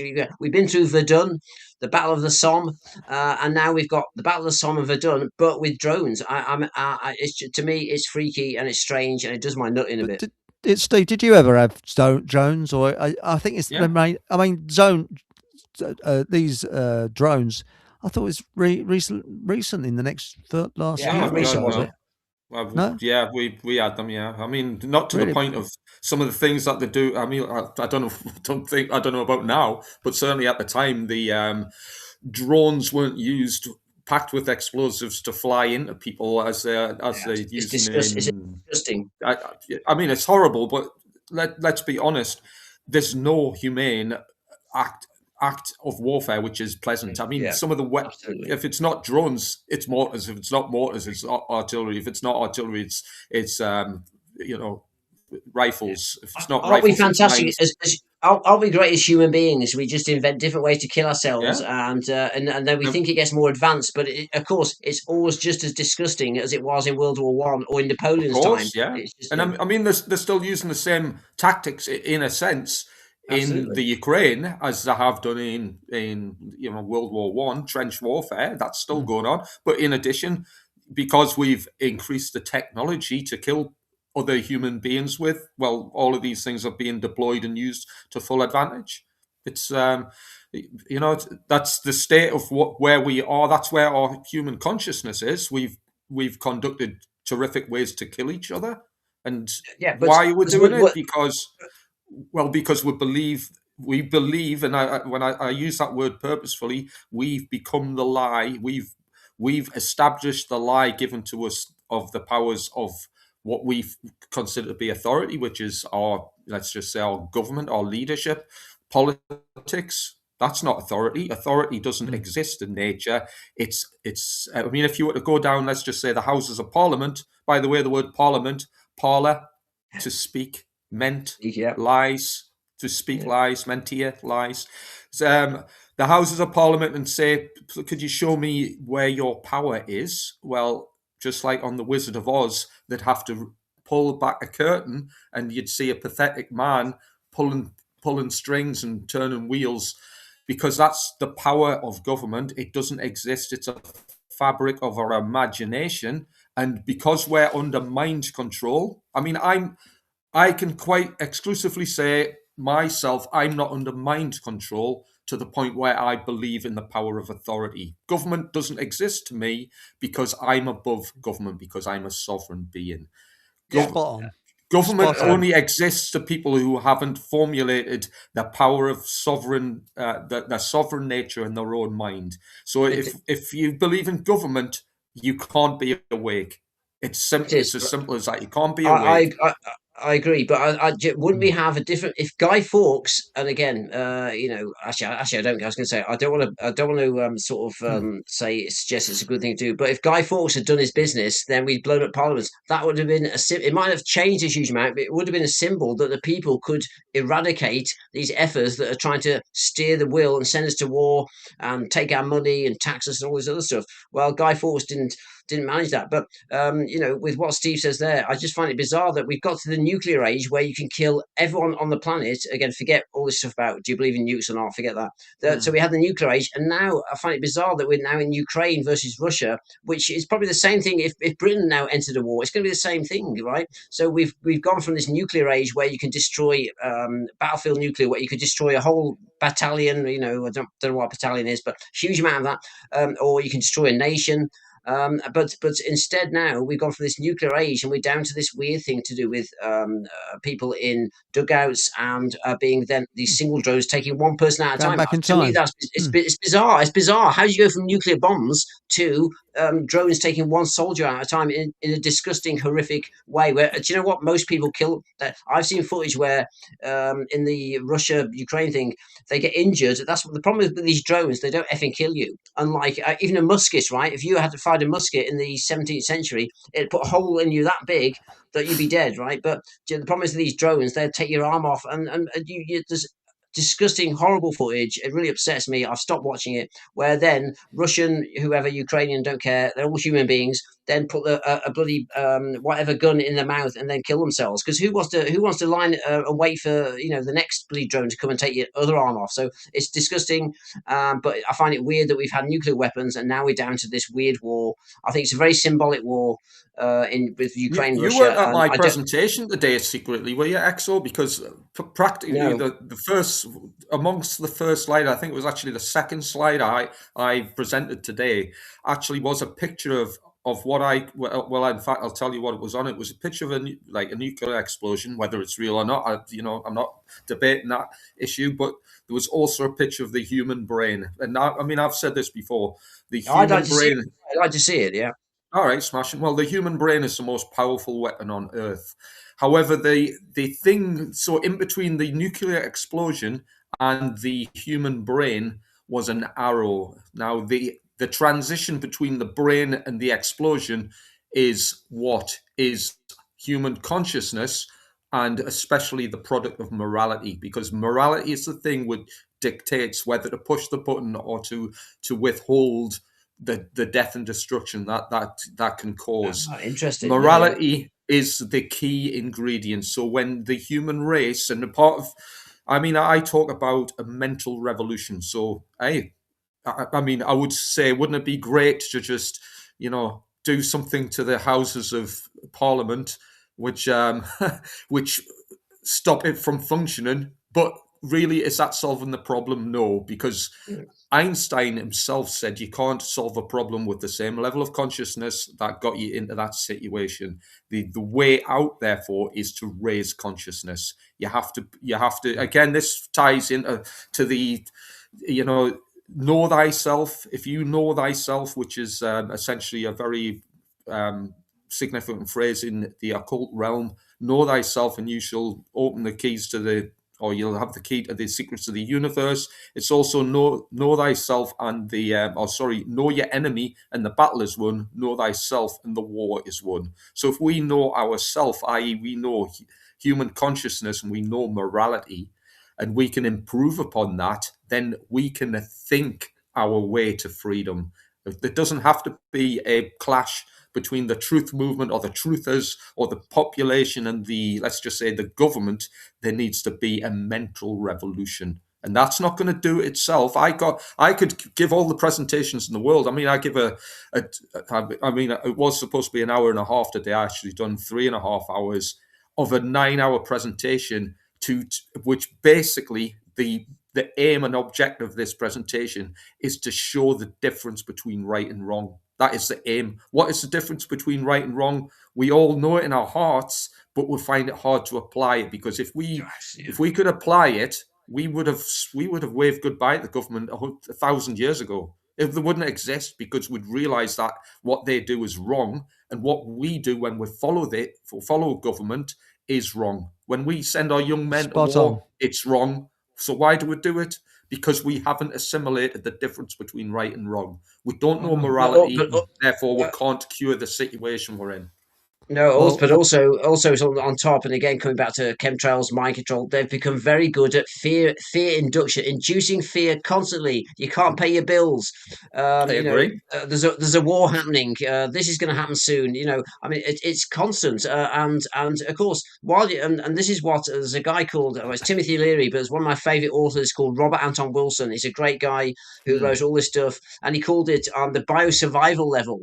And it's a bit like Steve will know this. It's a bit like Maslow's hierarchy of needs, which is a classic sort of sociology thing to do with what and basically biosurvival means while you're still having to work out whether you're going to put food on the table, or can you go and can you afford to go and visit your granny next time because the bus fares do. While you're dealing with that, you're not going to be thinking about other things. So they keep everything at this sort of level. You are wars spot including on. that. And wars are including this. Like, while we're all thinking, oh my God, are we going to join a war? Are Iran? Of course they're not. Are Iran these lovely Persian people actually pretty damn good, to be honest? Are they going to come and invade us like Israel are telling us? Then we're like, oh my God! And so, but you can't function that way, and they know that's a masterclass that they've learned millennia ago, and they keep the fear going, and that keeps us all being these shrinking violets. And it annoys me, but I'm no good. I'm also a wussy also. Well, I stay as a hermit. I don't shout as much as I can. We're all a bit like that. It's a difficult thing to get to. We can't all be perfect human beings, but we should all try. We should all try and be a bit more. That's right. Than we are. You summed it up. Well, Sam has come up with a beauty here. He says, in a free society, war will probably end because individuals will be too strong, too armed to do war. A state will not be able to force, enslave, conscript sufficiently armed humans. And he's got a very good point there. Mm-hmm. Because brilliant point. When you think about it, the idea of conscripting someone is awful. It's awful. And now John Basinglow, hello mate, hello John. He said, "Hang on, can I get this up here, John? Where's have a look? See if I can. Here we are." He said that Timothy Leary was the CIA's Pied Piper. Oh God.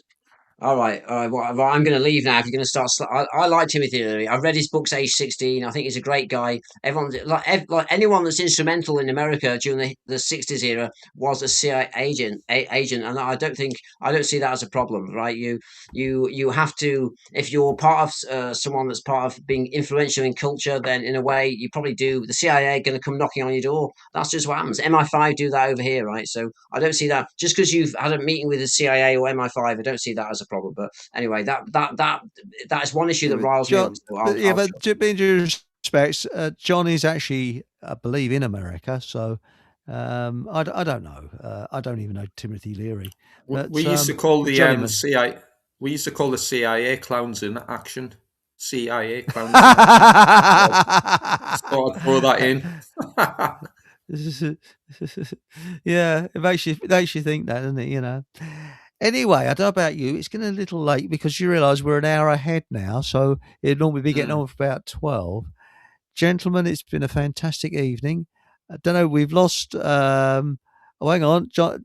Let's give him fair dues. As John Basinglone's come back, he says Timothy Leary was the CIA's Pied Piper to lead America's boomer population down the road to hedonistic decadence. Well, yeah, he was part of the overall decadence. Yeah, all right. Yeah, look, he did a lot. Timothy Leary did a lot of good as well, right, in expanding consciousness and other stuff like that. And but there, everyone disagrees with me. The problem is, anyway. Actually, I'm not going to go into psychedelics and taking that. That's a different area. But anyway, all right. Yeah, I appreciate. I think it's been a great chat. If you want me to come on again and do more on the weapons of chemtrails, I've still got, like, if Patrick will help, I've still got 5 or 6 slides that we can go into about what's going on. But I really appreciate Steve coming on, and I appreciate you asking me, Eric. But because we've missed this hour now, honestly, I need to piss. I've missed that hour, so now my piss is now an hour long in my bladder, right? You need a piss because we lost an hour.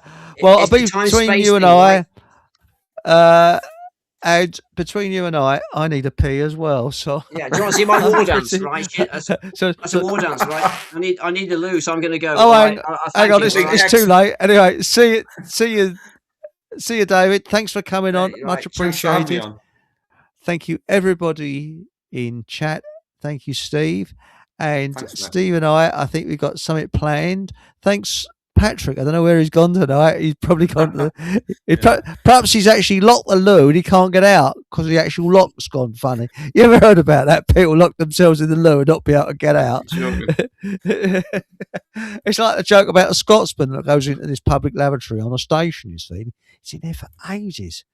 And eventually they get someone to sort of, locksmith along to open the door, and he opens the door, and there's a Scotsman there, like, sort of passed out, and there's a sign on him. He says, "Here I lie, broken hearted, paid a penny and only farted." Sorry, that's an old one. But anyway, thanks for coming on, and it's been great. Tomorrow night, there's nothing booked, so I don't know what's happening, but it's a great show. And remember to put your thumbs up.